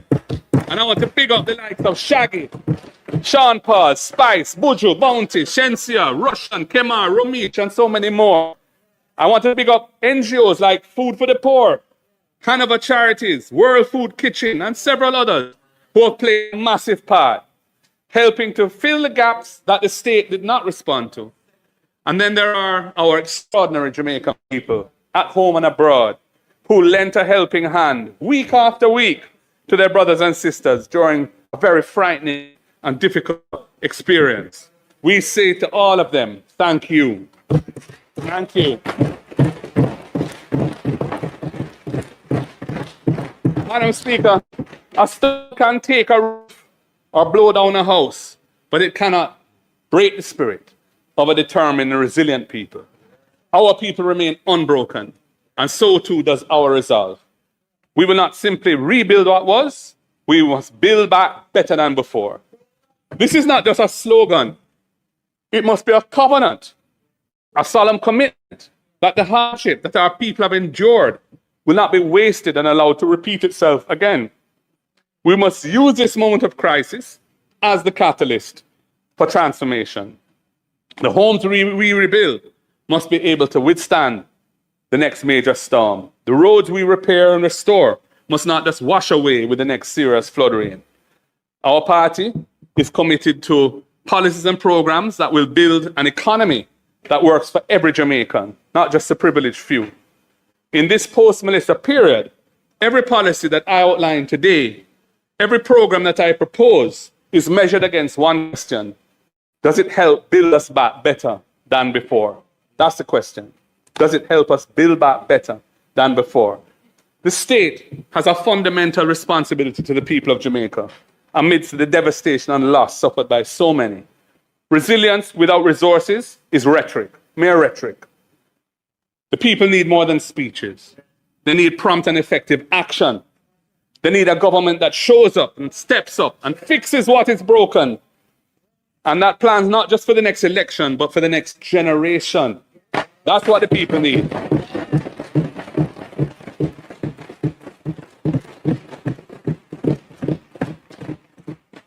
So how do we... Yes, I will. So how do we pay for recovery while maintaining fiscal discipline? I have been in Parliament long enough, nearly 20 years now, between the Senate and the House, to know that prices without numbers are just noise. The PNP understands that every dollar spent must be generated by sustainable sources of revenue and fully accounted for. It was the PNP that enacted the current form of the fiscal responsibility framework. We did that, not you. You went partway, we took it to where it is now. It was the last PNP administration that stabilized the economy, which others, including you, Prime Minister, had left in ruins. We did not abandon fiscal discipline in a crisis. We didn't do that. We applied it with greater discernment and precision, because building back better than before requires not just vision, but the credibility to finance that vision responsibly. The hurricane has damaged our infrastructure, but it must not damage our future. We must manage our resources with the care of a good mother, how she manages her household, knowing that recklessness today means greater problems tomorrow. However, in a sharp downturn like the one we are facing now, after a calamity that has damaged the nation's productive capacity, fiscal responsibility does not mean bookkeeping. It doesn't mean excessive fiscal conservatism in this time. It means judicious fiscal decision-making. It means sensible prioritization. It means ensuring that every dollar we spend on public works creates lasting value, not temporary relief that washes away with the next heavy rains. That is what building back better than before demands.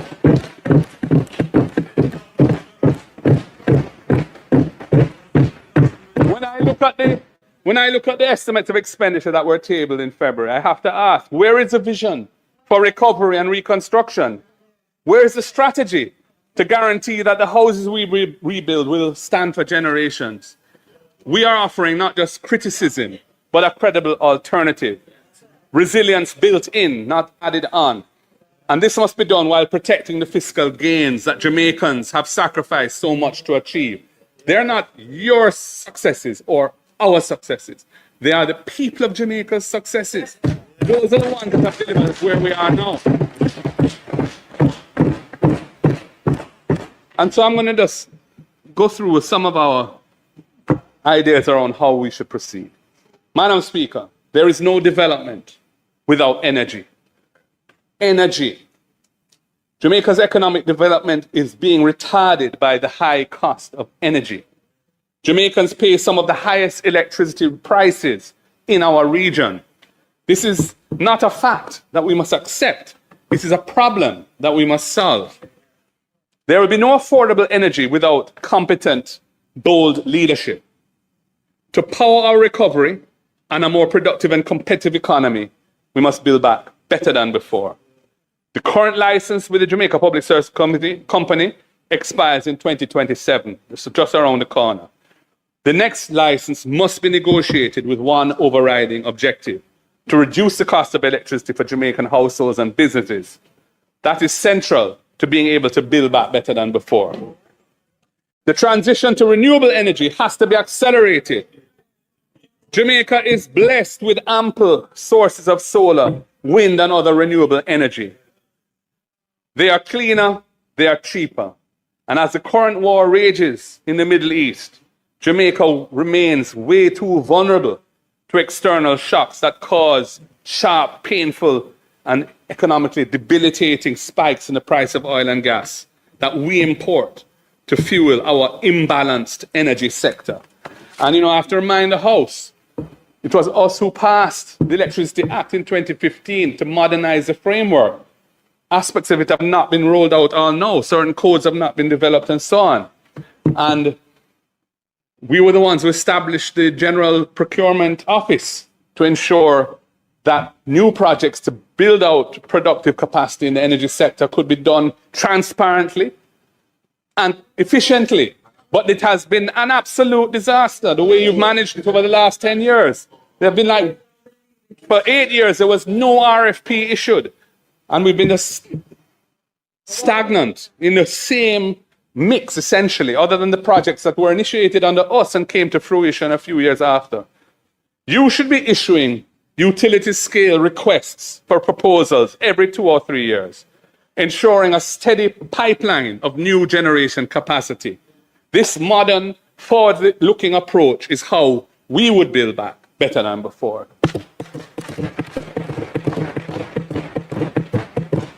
You also need to seriously tackle the social dimension of energy poverty. Tens of thousands of Jamaican households remain informal customers, living in fear of fires and disconnection. Our electricity empowerment program would help low-income houses and households regularize their connections with support for rewiring, inspection, and solar panel installation. We've been calling for this for several years now. You made a small start last year. It's kind of faltered. In my own constituency, I was one of the first people to write in with a proposal for the program that was announced last year to be rolled out in my constituency. I've heard nothing since. You also, I should say that our electricity empowerment program would help low-income houses regularize connections, supporting rewiring, inspection, and solar panel installation. This is not just about reducing electricity theft. It is about restoring dignity and security in people's homes. It's about bringing everyone into the light, safely and affordably. That is building back better than before.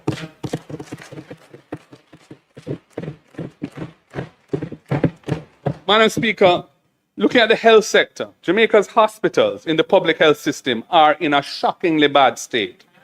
Corridors are filled with patients. Vital equipment either doesn't exist or is not in good working order.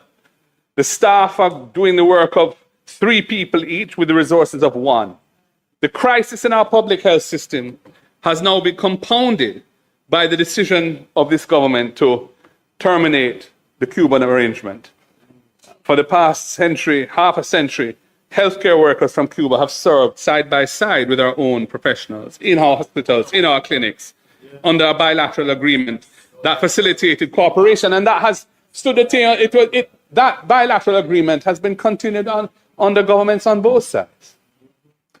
At the time when our emergency departments are overflowing, when our operating theaters sit idle for lack of staff or bits of equipment that aren't working, when our nurses are immigrating in such high numbers, this government has chosen to send home, a couple of hundred Cuban doctors and nurses who are on the ground working in public health facilities and serving our people. That is not building better than before, unless you have something in place to replace it, which you don't. So I say, why not roll out a national health insurance scheme, beginning with full coverage for our most vulnerable? Children from birth to 18 years, seniors 65 years and older, and persons with disabilities. Start with them.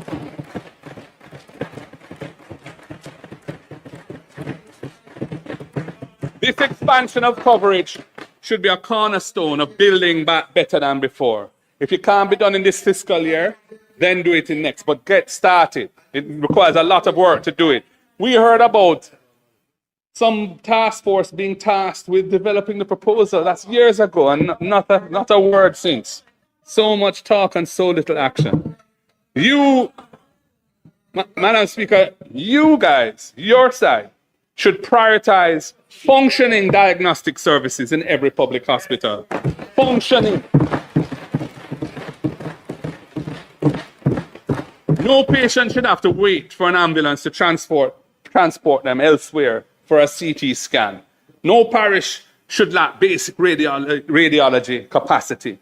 We would ensure that every parish hospital has diagnostic equipment that is working, maintained properly, and staffed adequately. That is what a modern health system looks like, and that is building back better than before. And we have this corner regional debacle going into its umpteenth year. I don't know how many years since that project started with a $2 billion budget. 20-odd billion, we don't even know the current numbers, and it can't finish. Now they talk about some dome as a stopgap measure. Well, yeah, great, but finish the project, man. We need proper accountability. Somebody should be held responsible for the mother of all overruns.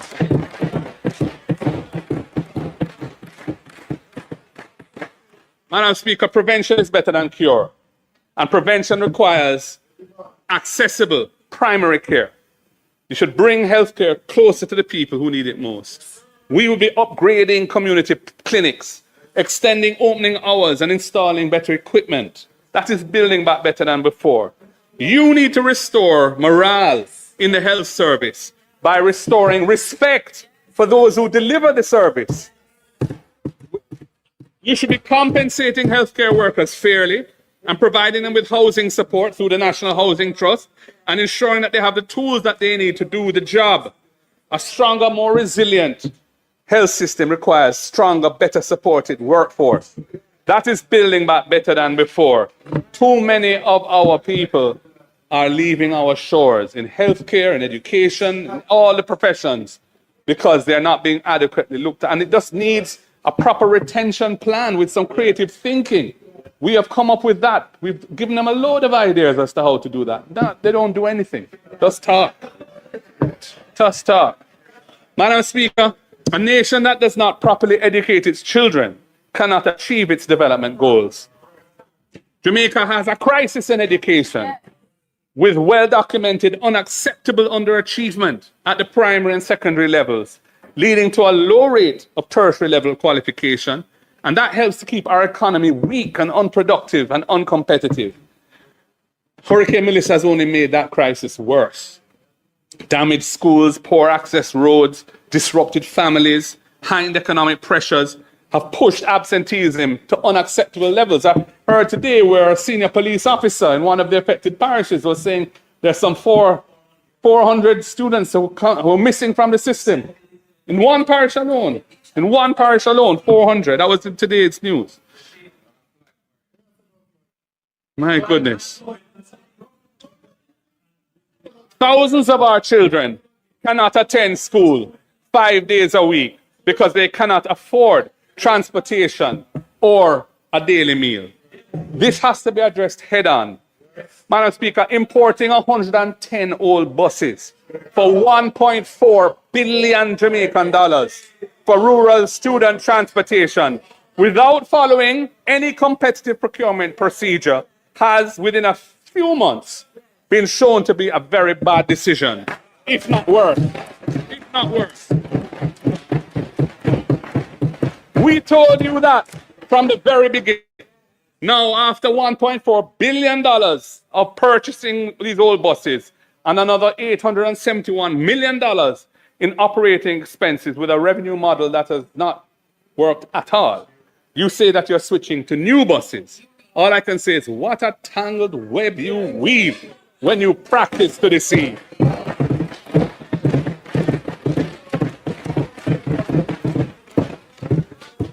Madam Speaker, our plan would have given the people the Rural Initiative for Delivering Education, we call it RIDE, to provide transportation subsidies, initially for 20,000 vulnerable primary and secondary students who are outside of the JUTC network.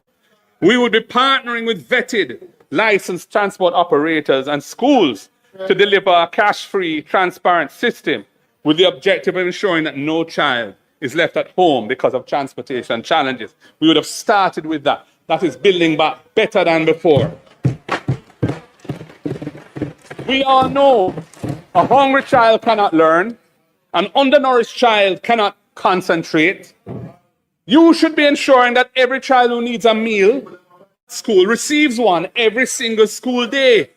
We would be rolling out the Ensuring Adequate Sustenance for Education program, EASE, to expand school nutritional support for 245,000 children. That would be building back better than before. You should be making sure the children learn, not leaving so many to suffer in illiteracy. Our plan would be tackling the systemic underperformance by investing in teacher training, smaller classes, modern learning techniques and materials. We would be relentless prioritizing the fundamentals of reading, writing, and arithmetic and cognitive skills. You have just started to scratch the surface. Thank God for a few private sector and NGO operators who are showing the way in how to address the issue. But it must start early in the school system, not when they're already way past the age that they should be and can't read and write. You should be also addressing the historic deficits of self-esteem, self-love, personal discipline, and a sense of responsibility for others. You should be ensuring our children understand who they are, the greatness of their past and their potential, and what it means to be a citizen of Jamaica. We would be tackling adverse social behaviors head-on by embedding the teachings of the right excellent Marcus, Messiah, Garvey in the national curriculum and restoring civics education fully. We will be expanding programs for children with special needs, which is a huge problem in the country. Madam Speaker, a respected and motivated teacher is a retained teacher, someone who stays in the system. And a retained teacher is a gift to our nation that keeps on giving for generations. I have to ask, where is your teacher retention plan? You should be encouraging teachers to stay in the system by providing student debt reductions, motor vehicle concessions that increase with years of service, and other things that we have been telling you to do, which are eminently doable, which should make a big difference to the lives of our teachers, increase retention, and you're not doing it. You should be prioritizing our teachers when it comes to National Housing Trust allocations of houses. You should be negotiating package deals for teachers to get free internet service as a tool of their trade. You should be valuing our educators by practical policies that improve their quality of life. That is building back better than before.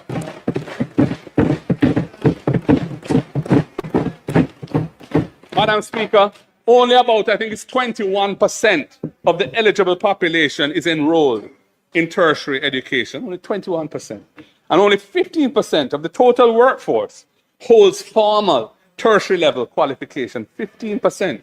Jamaica cannot move up the value chain and create an economy that delivers wealth for all our people without expanding access to tertiary education and training. Can't be done. You should be doing something about this, but you're failing the people. We would roll out the First in Family Scholarship Program, providing full scholarship for the first person in a family to attend university or college. And our spokesman for education should take a bow. It was his creative thinking that put that on the table. I want to pick him up for that.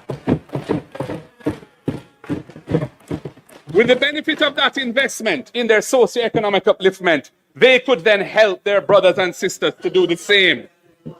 Madam Speaker, education should lift people up, not weigh them down. Education should lift people up, not weigh them down.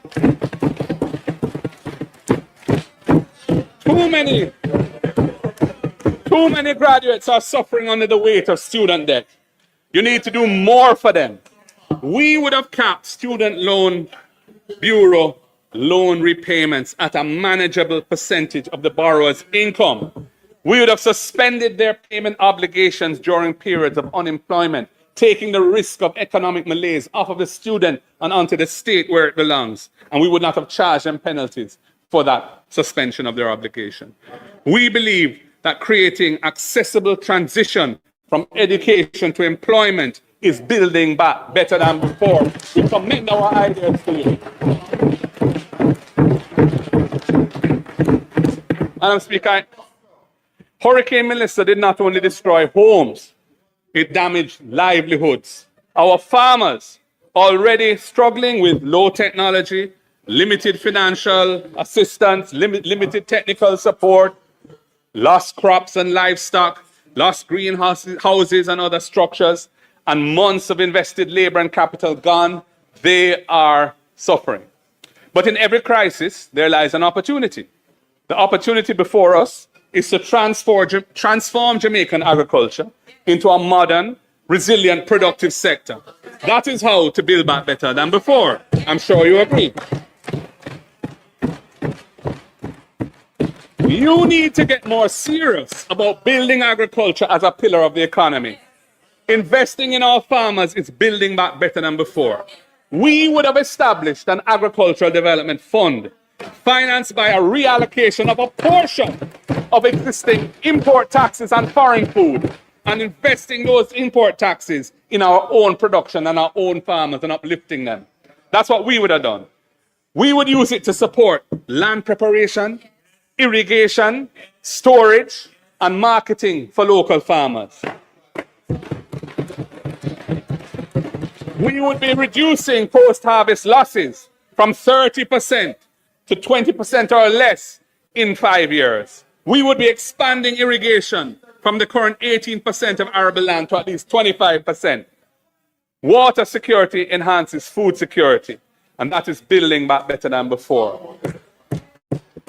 Speaker, you should be deepening on that side, should be deepening and strengthening the linkages between farmers and consumers.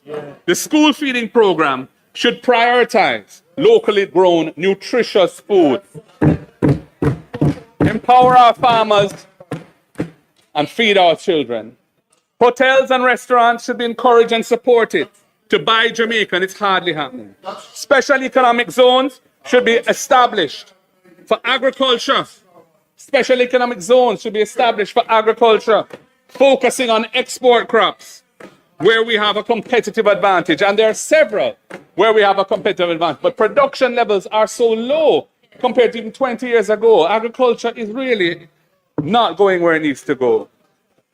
For example, yam, spices, orchard crops, and medicinal cannabis. I hope you make a difference in that area, because your predecessors have been hopeless. I'm really looking forward to seeing you make some progress. Wants the action. Creating these linkages and markets would be building back better than before.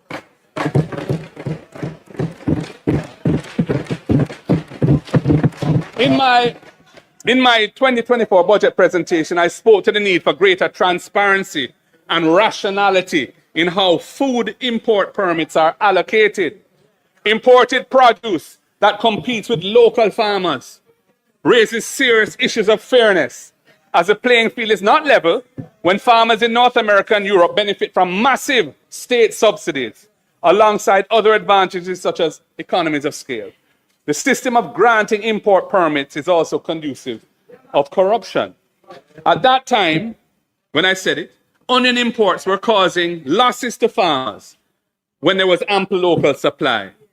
It is distressing to read in the media once again of a large onion farmer thinking of giving up agriculture and going into another, in the minister's constitution, well, there you go, going into another profession because of the market being undermined by cheap imports. Madam Speaker, this is not just bad policy. It is infected with nepotism. I have seen the customs declaration for an imported shipment of 1,300 bags of onions brought in by a communications company owned by a JLP activist and former MP. I've seen it. I can share it with you if you want to see it. The system of granting import permits needs to be overhauled and put on a transparent footing. And Madam Speaker, priority must be given to importers that represent and support the affected farmers, not politically connected margin gatherers. If you get the privilege of making money out of imported food, those profits should be in the agricultural sector to help build it.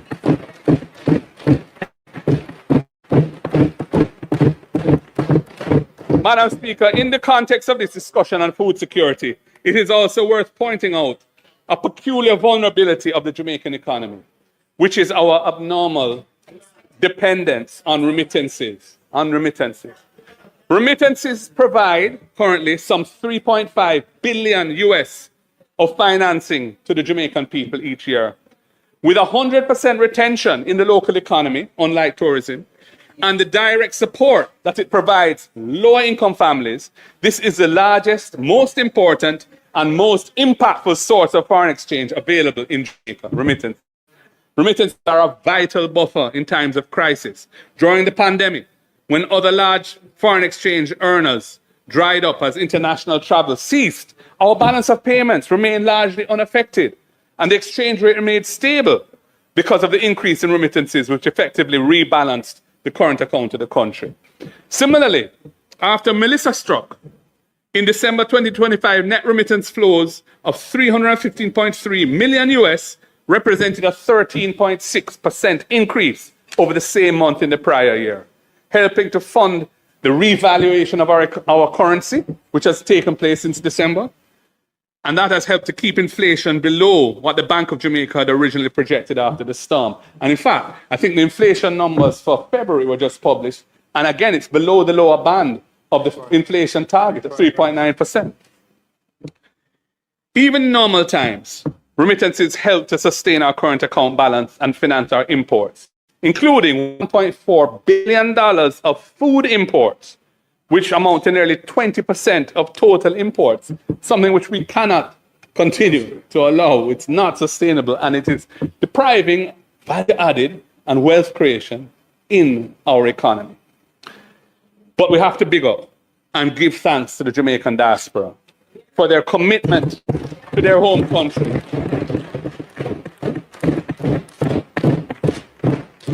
And their families' backyard. Their role in our economy is fundamental, and they deserve to be treated as worthy partners and facilitated in their participation in national development. At the same time, we must acknowledge that over the medium to long term, remittance flows are vulnerable to external shocks. We can't assume we'll always have that. We are seeing this with the recent 1% tax on certain remittances in the US, which came into effect in January, the intensification of deportations from the US. Madam Speaker, as generations evolve from persons who were born here to their descendants whose ties to Jamaica are necessarily less direct, it will also have an impact. This means that in building back better, we must be mindful of the strategic imperative of reducing our dependency on imported food and imported energy, and drive a fundamental shift towards greater production to meet our population's needs for energy and food. Time come for that. We have been dragging our feet too long. Madam Speaker, the images that emerged after Melissa will stay with us for years. Families sifting through rubble, children sleeping in schoolrooms, community centers, elderly persons exposed to the elements. Housing is not just about shelter, it is about dignity. And too many Jamaicans have been denied dignity for too long. When we rebuild, we cannot just rebuild the same vulnerable structures. We have to build back better than before. The housing deficit stands at nearly 200,000 units, yet only 2,300 homes have been built annually by the NHT over the past decade. 21% of our population lives in informal settlements. This is not merely another statistic. This is a national failure of epic proportions. 21% of our population live in informal settlements. You should be incentivizing development in deep rural communities. You should be offering relocation grants to teachers and healthcare workers to serve in those areas. We would be building at least 500 new houses per term in rural constituencies, and we would prioritize public sector workers and persons with disabilities in the allocation of those houses. That would build back those communities better than before. Madam Speaker, the government must end the annual extraction of $11.4 billion from the National Housing Trust. When it was implemented, it was for 4 years. That should have ended in 2017. 9 years later, it's still going on, and they've announced that they're going to continue it for another 5 on top of that. Our spokesperson for finance has shown how we would finance this in a fiscally responsible way, so you don't have to take it anymore. That money should once again be used for housing, not for plugging the government's fiscal accounts. Creating new, affordable home ownership is the only way we ensure that Jamaicans who are toiling day and night to get ahead actually have the opportunity to own their own home. You are failing as a government to meet the affordable housing needs of the people. That is undeniable. Undeniable. That is why we would have established the Young Owners Deposit Fund out of the resources of the NHT to provide grants of $500,000 to first-time home owners under the age of 45 who have contributed to NHT for at least 2 years. That would have helped them to get on the housing ownership ladder. It is why we'll be granting new home buyers a 3-month grace period after their home purchase, before their mortgage payments begin, so they have breathing room to fix up the house and furnish the house. It is why we would have rolled out the rent-to-own program so that self-employed and informally employed Jamaicans can become homeowners. After 6 months of consistently paying rent, they would be qualifying for an NHT mortgage.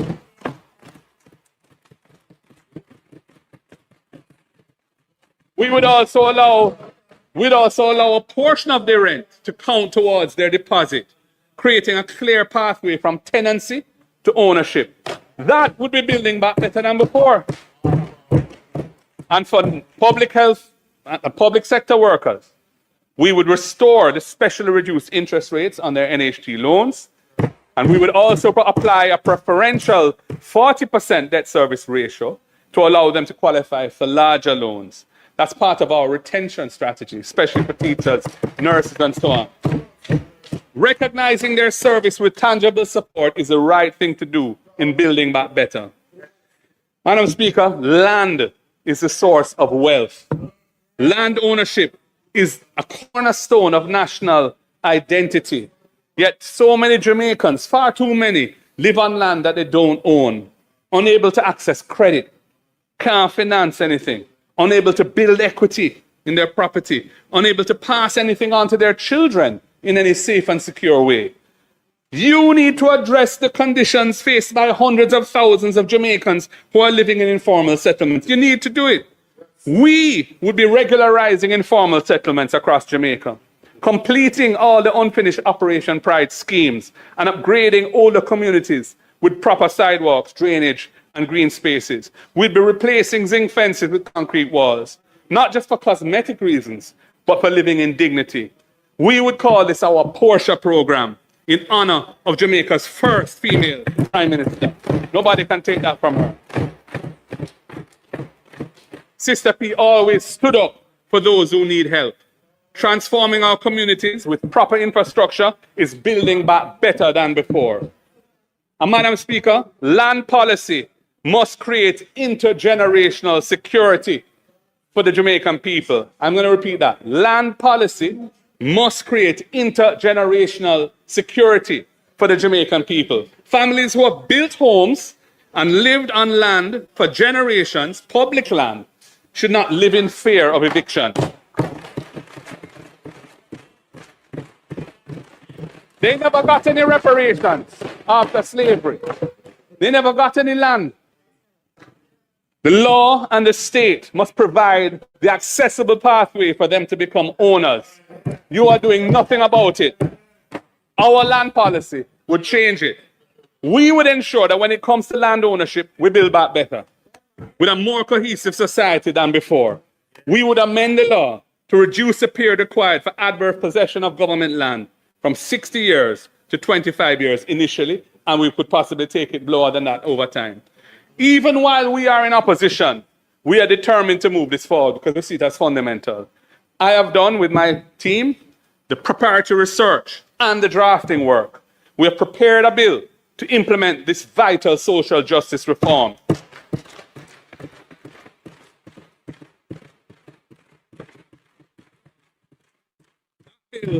That bill will seek to amend 3 pieces of legislation.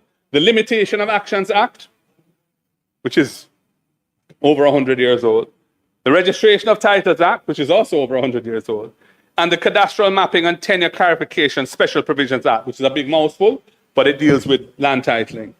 I will be tabling that bill as a private member's bill after this budget debate. And I'm going to seek support from both sides of the aisle for this reform.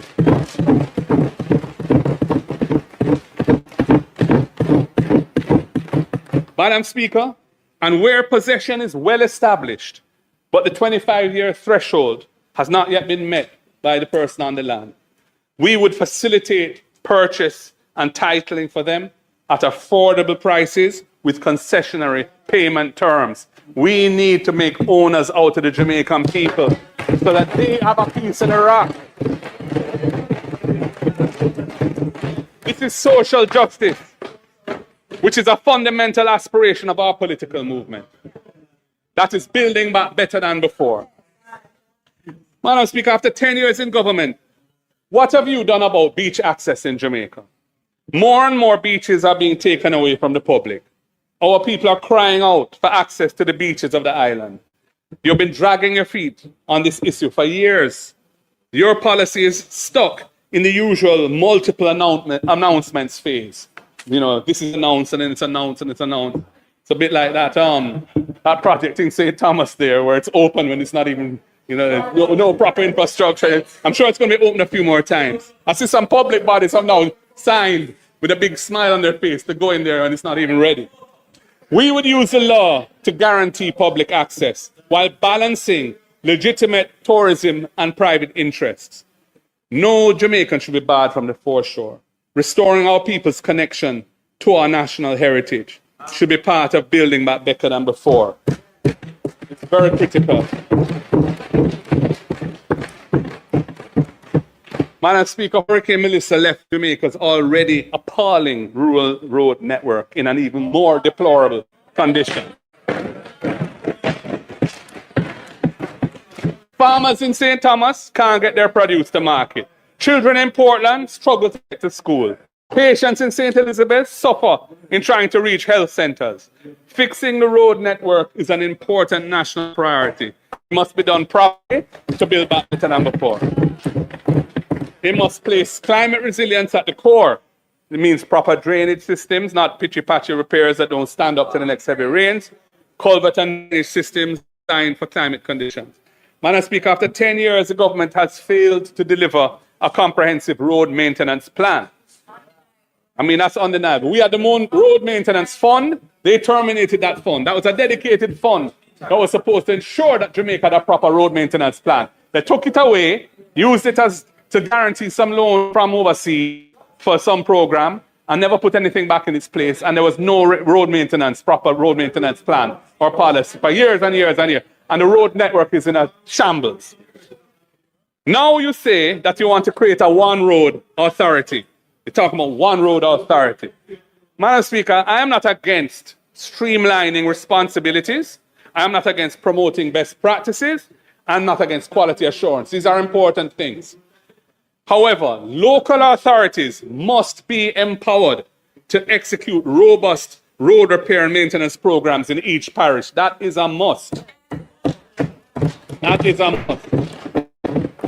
We would treat road maintenance as a permanent commitment by establishing a divisional road maintenance fund and allocating at least 15 million per division annually for local road maintenance to be administered through the local authorities. And special provision needs to be made for farm roads. When a farmer can't get yam to Coronation Market, or when a truck can't reach a rural agro-processing center or the market in Montego Bay, it undermines food security, and we all pay the price. The road from the farm to the fork must be passable, reliable, and resilient. We would include a further amount of at least $5 million annually per division in rural areas to maintain farm-to-market roads. That would be building back better than before. And by doing it through the local governance network, you're empowering local communities. It would avoid the pitfalls of centralized bureaucracy. It would empower local people with local knowledge to fix local roads on a timely basis. This places accountability where it belongs, in the hands of local communities and their local representatives. That would be building up better than before. So when you come with a one road authority, I ask that that be part of its design. Can't be centralizing everything, because that's just going to create a bottleneck that the Ministry of Economic Growth and Infrastructure Development. Madam Speaker, I now turn to the cultural and creative economy, which is not merely an economic sector, but the very heartbeat of our nation. The contraction in tourism, the closure of hospitals and hotels and restaurants, the cancellation of cultural tours, all since Melissa, has disrupted the cultural economy of the tourism belt. Community recreation and entertainment, the fish fries and round robins that keep our community alive have taken a hit. And now we hear that Sumpest moving from Mobay, and it's going to be one night in St. Anne. That's a big hit for Mobay. Over recent months, we have had to say farewell to too many of our cultural icons. The great Jimmy Cliff, who helped to make reggae music an international genre and carried a message of liberation to the world stage. He has left us. We have lost two truly great musicians in Sly Dunbar and Cat Core. We have lost Max Romeo and Cocotte, two much-loved voices in our genre. They've passed. These were not only entertainers, they were architects of our national identity, ambassadors of our culture, and chroniclers of our lived experience. We honor their memory.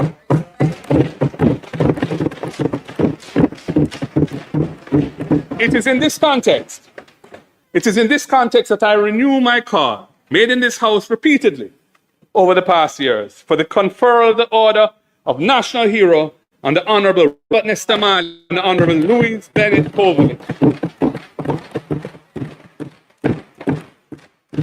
Bob Marley is not just Jamaica's most famous entertainer, musician, performer.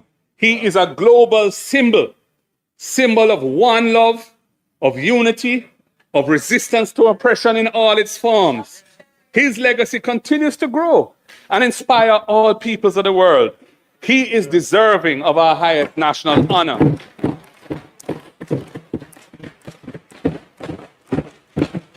His 80th birthday has passed. The government must act. Miss Lou's pioneering performances and poetry in the Jamaican language provided deeper consciousness and self-affirmation of our cultural identity and uplifted our national confidence. She should be recognized as our second female national heroine.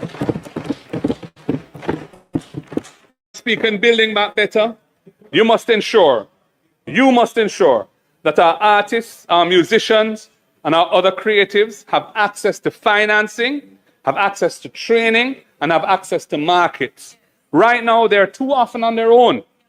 We would establish a $1 billion revolving creative economy fund to support our creative practitioners in the entertainment, in arts, in fashion, in culture.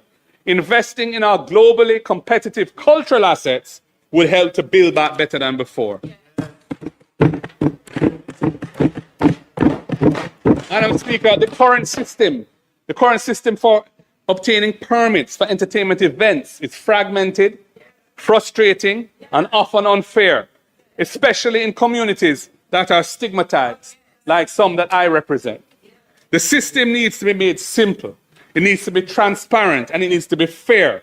Why haven't you fixed it after 10 years? We need less talk and more action. Our plan would have seen us establish a single window, one-stop permit system for entertainment event applications, transparent and fair.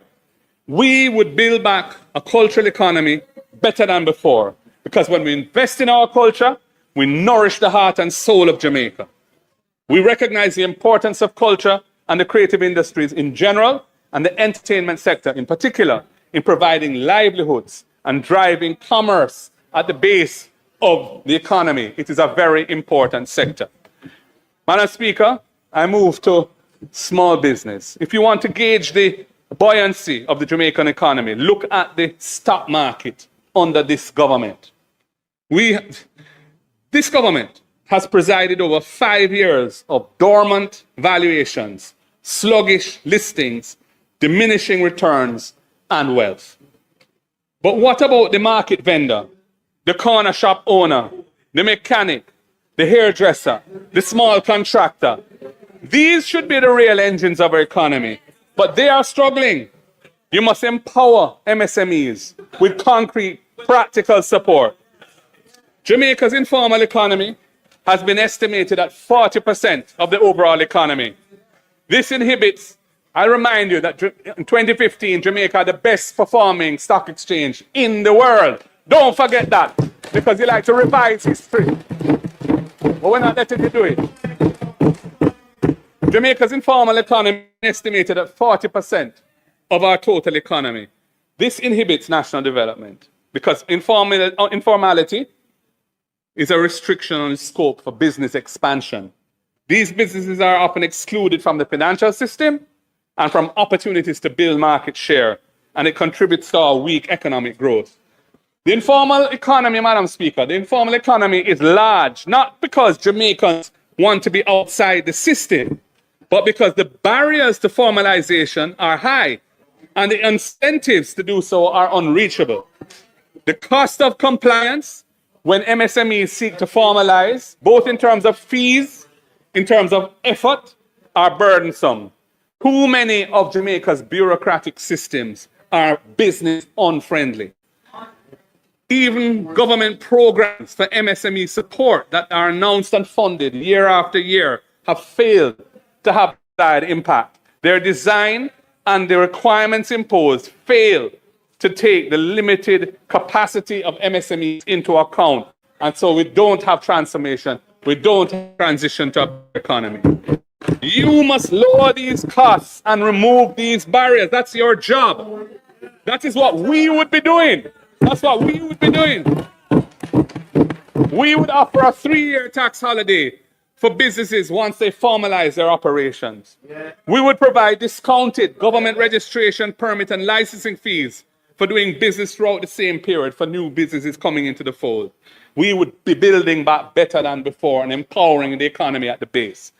This government, and every government, spends billions of dollars annually on goods and services. Small businesses should get their share. The law to allow this has been in place since 2019. We modernized the procurement system with the Public Procurement Act. The regulations took a long time to come after we did that. 2019 they came. with provisions for setbacks and margins of appreciation for vulnerable and underserved groups, etc. 2019, nothing has been done to make it happen. 7 years later, you're saying you want to do it now. Well, let's see. This cannot be just mere talk and more of the same. You should be proactive in pushing these arrangements to favor MSMEs. Earmark 15% of government contracts for MSMEs. Actively monitor that target to ensure that it happens. Don't just set a target. Monitor the target, and it's not on track. Why is it not on track? What adjustments need to be made to make it happen? That's what we would be doing. That is building back better than before. Madam Speaker, our young people in this country have ideas. They have energy. They have talent. They need capital. They need mentorship. What are you doing about this? I don't see nothing. Way too little. We would have established a revolving $1 billion National Youth Innovation Fund to support youth-led tech and creative startups, empowering our youth to innovate and lead. That would be building back better. We must do something for the young people. I move to workers' rights and the dignity of work. Madam Speaker, the labor movement worked to build modern Jamaica. From the struggles of 1938 to the trade unions of today, workers have fought for every right they enjoy. But those rights are under threat. A stronger, fairer economy for workers is what it means to build back better than before. Madam Speaker, the abuse of contract work arrangements has become a matter of national shame. Workers in some industries are employed for years, sometimes decades, on repeating short-term contracts that deny them the benefits and protections that are afforded to permanent employees. This undermines families, long-term security, it weakens social cohesion in our society, and it must end. You seem happy to let things continue the way they are. We would not do so. We would ensure that genuine workers receive genuine rights, regardless of the legal form of their contracts. We would be passing comprehensive legislation to eliminate abusive contractual arrangements. That is building back better than before. Madam Speaker, Jamaica needs to promote productivity as the cornerstone of a strong economy. If you work extra hard, you should keep what you earn. Agreed. What are you doing to incentivize greater national productivity? That's what I want to know. What are you doing? We would remove taxes on overtime pay for persons earning up to $6 million annually. We would remove tax from tips and gratuities for hotel workers and others in the hospitality sector. We would establish joint industrial councils in sectors with high employment but low union representation, bringing employers and workers together to negotiate basic standards on pay and conditions that will attract workers to those industries. Right now, they're struggling to find employees because the conditions of work and other terms are not attractive. That needs to be fixed. That is building back better than before. Madam Speaker, no Jamaican in full-time employment should be living in poverty. We would task the Planning Institute of Jamaica with developing a framework for transitioning from a minimum wage to a living wage, tied to the actual cost of living and adjusted annually for inflation. This would be building back better than before. No more arbitrary increases and so on. It would be a better system. But, Madam Speaker, while doing these important things for the workers, we must not leave out the employers. In taking on the risks of business, they create employment opportunities for our people. They tell us that one of their biggest challenges right now is finding skilled workforce, a skilled workforce that their business needs. Our economy generally, and reconstruction after Melissa in particular, requires skills that have been depleted in this country by years of migration and the mismanagement, quite frankly, of the national training system. This government has failed to come to grips with the productivity gap. Productivity has been in persistent long-term decline in Jamaica at an average annual rate of nearly 0.9%. That problem must be addressed. Sustainable economic growth cannot move to the next gear without a skilled workforce to drive productivity. Good. I'm glad to see you clap. Now I see you don't do something about it. That's what I want. I don't want to clap. I want you to do something about it. We do not believe in importing workers when Jamaicans here can do the work. We don't believe in that. On the other hand, where skills are needed to build the economy and those skills are not available here, it holds back investment and growth. Our system of work permits needs to efficiently, transparently, and inexpensively facilitate the filling of skills, which, based on objective evidence and analysis, are insufficiently available locally. It cannot be that you just open up to foreign workers to undercut local workers, drive down or suppress wages in the economy, and also having a permit system which is often corrupt. That can't be the solution. We would implement a digital system for work permit applications to streamline the process for overseas skills, as has been done successfully in Grenada. Grenada started it, and we can do it.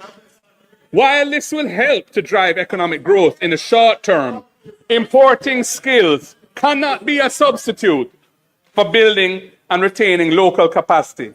Businesses who employ persons from overseas must put in place apprenticeship programs to ensure the transfer of skills to local workers, so that when the overseas employees' contract is up, the skills are still here to help build our economy. Our plan would also incentivize the building of local capacity by providing a matching grant, dollar for dollar, to businesses which invest in training programs. This would be funded out of heart, but would utilize the best form of training, which is hands-on training, on the job, practical experience, immersed in the work discipline of an actual business environment, one for one, dollar for dollar, building the training network, the training capacity of the country, so we can improve productivity, upskill our workforce, compete in the world, build wealth, and a strong economy.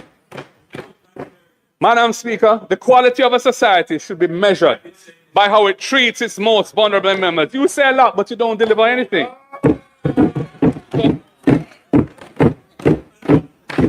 Our senior citizens, much of whom have spent their working lives building this country, too often struggle to access their pensions on time. Persons with disabilities face barriers in transportation, housing, education, employment, and daily life. Survivors of domestic violence seek shelter and find waiting lists. That's what's happening. What are you doing about these things? That's my question. What are you doing about these things? The slow payment of pensions, the need for accessibility for persons with disabilities, and domestic violence victims. Strengthening our social safety net should be a critical part of building back better. We would recognize and prioritize timely delivery of pension payments and increase the tax exemption on pension income, recognizing that our seniors have paid their dues and deserve to live with dignity. That should be done. We would be making real positive change. We would establish a national disability fund, allocating again $1 billion annually to support persons with disabilities. You see, when you target resources, it's not huge sums of money, but when they're targeted to areas of need, it can really make a massive difference. And that's what needs to happen.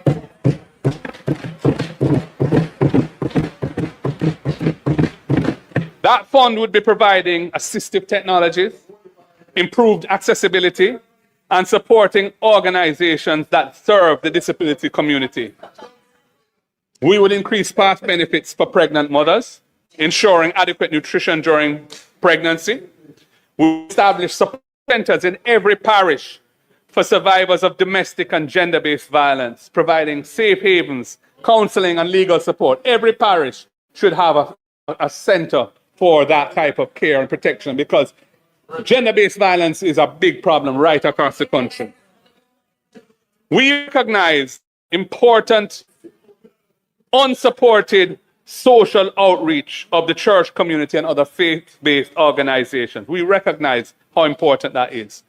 They assist vulnerable Jamaicans, especially in underserved communities.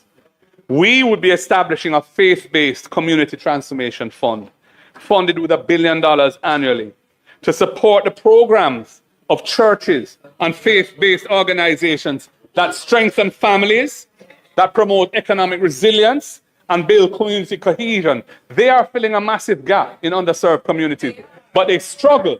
They could do so much more. They have the wherewithal, they have the good intent, they know the people on the ground. The state should get behind them and help to make them make a big difference. Madam Speaker, these are measures that would build back better than before.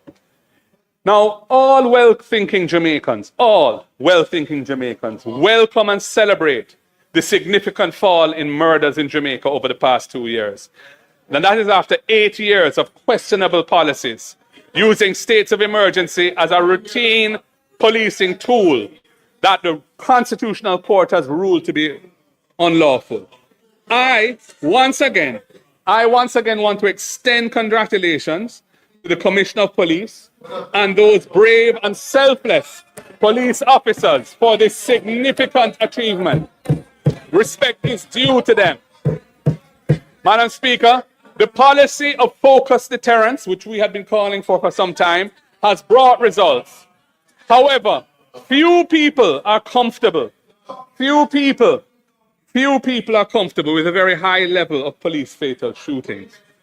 Sometimes in circumstances where there are no living witnesses other than the officers involved. Sustained success in law enforcement requires the support and buy-in of the local population. It does. You can't have a sustained program without the support of the local population. And that support will be at risk if there is a feeling that accountability and justice are being sacrificed. And I've experienced this recently in my own constituency. It's a matter that is probably going to be before the court and so on. I'm not going to speak to it in detail. This is why I once again call for the introduction of body-worn cameras, especially on special operations, when many of the controversial fatal shootings take place. It is not happening. Don't tell me it's happening. Body-worn cameras have been successfully used overseas and are now the norm in several jurisdictions. Madam Speaker, the Jamaica Constabulary Force will benefit. The force will benefit from the enhanced confidence that it will bring among the population when they are assured that there is accountability on both sides for what happened and that they are here to serve and protect. It is a win-win, and I encourage the police to roll it out quickly. Madam Speaker, thousands of Jamaicans are trapped in a cycle of debt, which prevents them from moving forward. They owe property taxes, they owe traffic tickets, they owe water bills, they owe student loans. Interest and penalties have often grown larger than the original debt, and they cannot see a way out. Providing a genuine second chance to these Jamaicans so that they can start over again is a powerful way to build back better than before. We should offer them a second chance, or a clean slate. We would give people some room to restart and recover. We would forgive outstanding interest and penalties owed to government on these debts. And we would provide a moratorium payment for the repayment of principal. This is an investment in economic activity. When people are free of the weight of unpayable debt, they can start to build back their lives. Most often, they benefit from learning where they went wrong before and avoiding repeating those past mistakes. You won't get 100% improvement, but in any good idea, if you're getting majority benefits, and that's worth doing, many will start businesses. Some will buy homes. They will contribute to the economy. Madam Speaker, clean slate is not just compassionate. It is economically sound.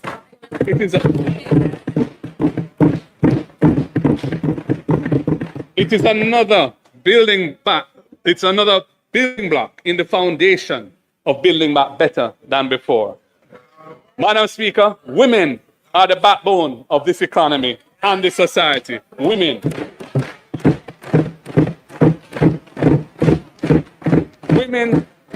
Women run our market.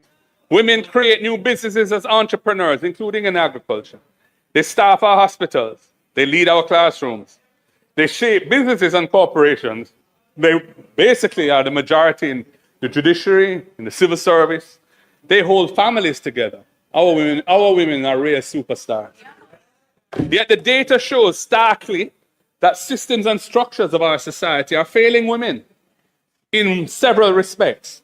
One in four women will experience interpartner violence in their lifetime. 1 in 4. Women earn less. Women earn less than men for equivalent work.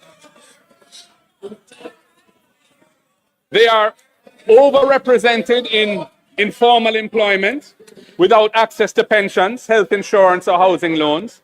They bear the primary burden of unpaid care work in the home, and that limits their ability to participate fully in the economy.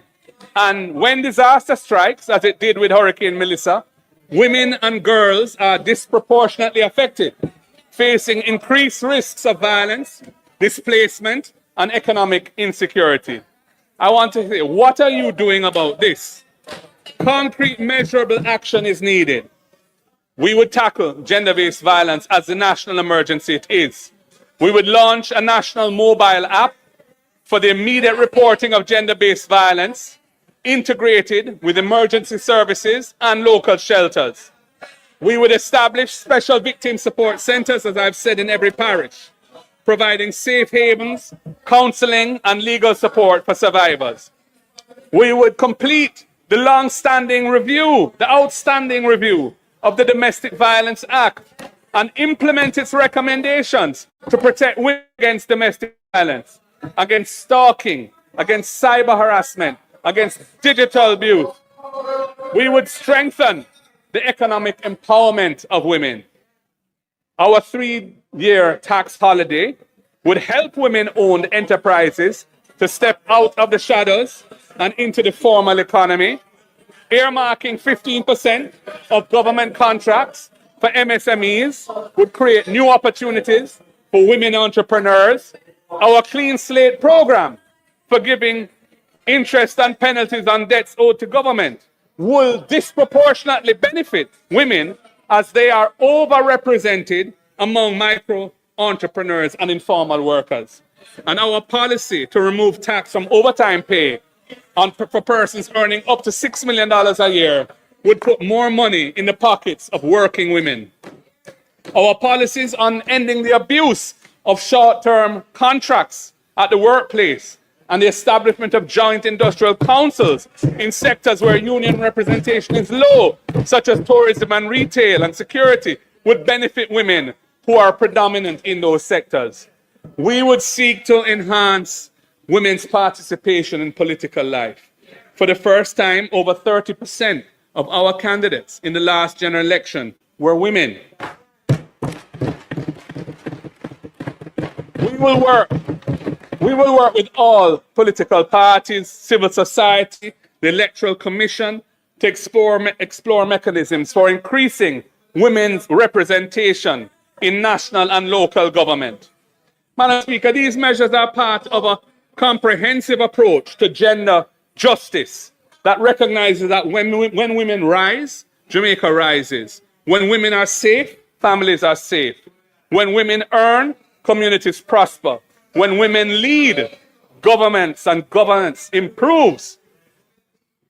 Because building back better than before means building back fairer, building back with justice, building back so that every Jamaican, regardless of gender, can live in dignity, security, and hope, there must be an activist policy in this area. That is our commitment, and we are assured that it would mean building back better than before.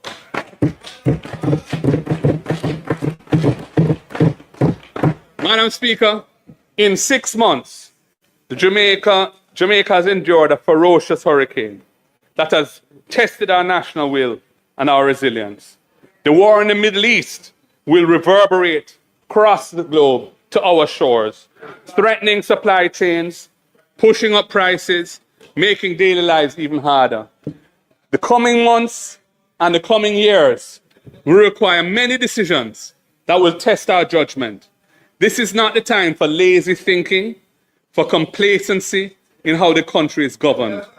As we have shown in this budget debate, there is a better way that things can be done, from the design of the budget itself to the prioritization of things that can make Jamaica stronger and make life better for our people. As this budget debate has shown, there is a genuine alternative to the status quo, an alternative that actively builds on the solid foundation of fiscal stability and brings hope to our people. Jamaica's economy does not need to just drift slowly along as the dreams of our people take them overseas. Now is the time to build back better. It is not just a slogan. It is a call to action for Jamaica to step up its game, do the things and make the changes that will bring a positive difference to our reality. We have put in the time and effort to show that there's a better way forward for Jamaica. We are ready to confront and overcome the challenges and deliver strong and inclusive national development. Yes, it is possible to build a Jamaica where every child can learn, where workers earn value for their effort, where businesses can grow, where each family can own a home, and where every citizen can live with dignity. May God bless the people of Jamaica and this beautiful land we call home.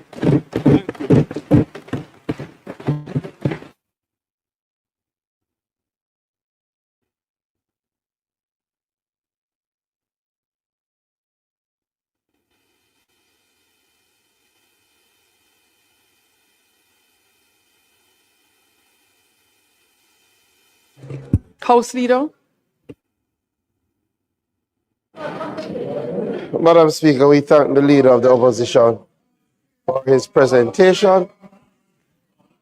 We will return to the House on Thursday, when we will be addressed in the budget debate by the Prime Minister of Jamaica.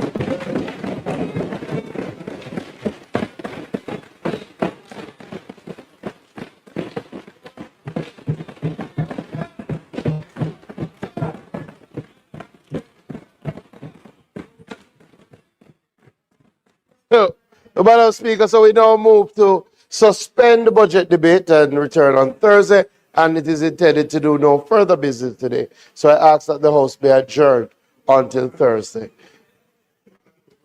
March 19 at 2 p.m.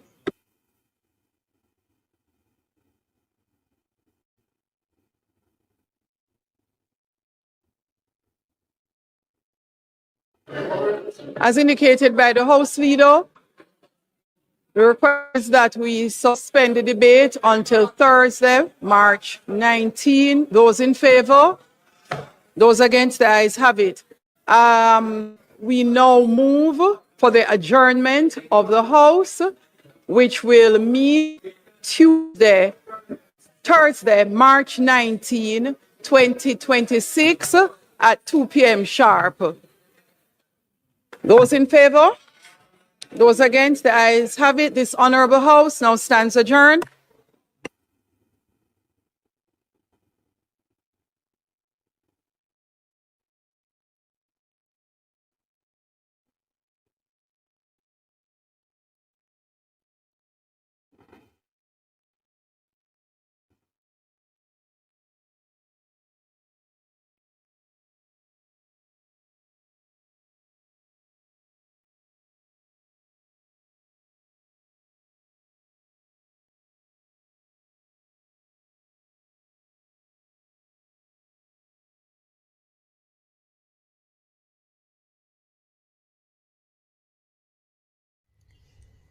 Welcome back. And if you're new here, thank you for joining us. So today we are looking at one of the biggest discussions taking place in Jamaica, the 2026-2027 National Budget Debate.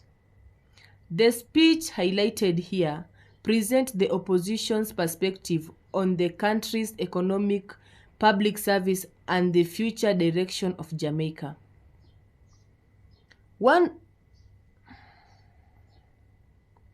No matter your political view, budget debates are important because they affect every Jamaican. They influence job, education, healthcare, housing, taxes, and the overall cost of living. Let's examine the main issue raised and what they could mean for ordinary citizens. One of the strongest arguments made during the presentation was that while the government often points to microeconomic stability, many Jamaicans continue to face financial hardship. The speaker suggests that although economic indicators may look positive on paper, many families still struggle with rising food price, transportation costs, utility bills, and the challenges of making ends meet each month. Another major concern focused on taxation and the National Housing Trust. According to the speaker, using funds for the National Housing Trust for other purposes is not the best policy. The argument is that these resources should remain focused on helping Jamaicans achieve home ownership and improve housing opportunities across the highland. Housing remains one of the biggest challenges facing many young people and working families, making this an issue that attracts significant public attention. The speech also addressed the devastating impact of Hurricane Melissa. The speaker described the widespread destruction caused by the storm and emphasized that rebuilding should not simply restore what existed before. Instead, Jamaicans should invest in stronger infrastructure that can better withstand future natural disaster. With hurricanes becoming more intense across the Caribbean, building resilience is increasingly viewed as an important national priority. Energy was another key topic. High electricity costs continue to affect households and businesses alike. The proposal discussed was to elevate the country's transition forward renewable energy while working to reduce electric costs. Supporters argue that lower energy prices could make Jamaican businesses more competitive and reduce the financial pressure on families.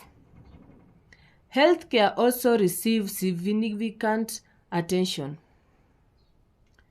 The presenters argue that hospitals need improved diagnostic services and better resources to improve faster and more effective care. Many Jamaicans have expressed concern about waiting times, shortages, and access to specialized medical service. Strengthening the healthcare system remain an issue that resonates across the country. Education was another priority. The speaker called for measures to improve teaching retention, recognizing that teachers play a critical role in shaping Jamaicans' future. Retaining experienced educators is essential if the country wants to continue improving educational outcomes for young people. This discussion also touched on social protection. Among the proposals mentioned were creating additional support for people living with disabilities and exploring debt relief measures for struggling citizens. These ideas are intended to assist vulnerable group facing financial hardship while promoting greater economic stability for families under pressure. Finally, governance and accountability formed an important part of the presentation. The speaker stressed the importance of transparency, integrity, and responsibility management of public resource. Regardless of political affiliation, many Jamaicans argue that accountability and public trust are essential for effective government. As citizens, it is valuable to listen carefully to both government and opposition perspectives during a budget debate. Healthy democracy depends on informed decision, respectful disagreement, and careful examination of policies rather than personalities. At the end of the day, the biggest question is whether the policies presented by all sides will improve everyday life for ordinary Jamaican. People want affordable living, quality health care, better schools, safer communities, stronger economic opportunities, and confidence that public resources are being managed responsibly. These are issues that matter most, not just during a debate budget, but throughout the year. The conversation should continue beyond Parliament, with citizens staying informed and engaged in shaping the country's future. Now, I would like to hear from you. What do you think are the biggest challenges Jamaicans should prioritize in 2026-2027 budget? Which proposal do you believe would have the greatest impact on improving the life of ordinary Jamaicans? Share your thoughts respectively in the comment section.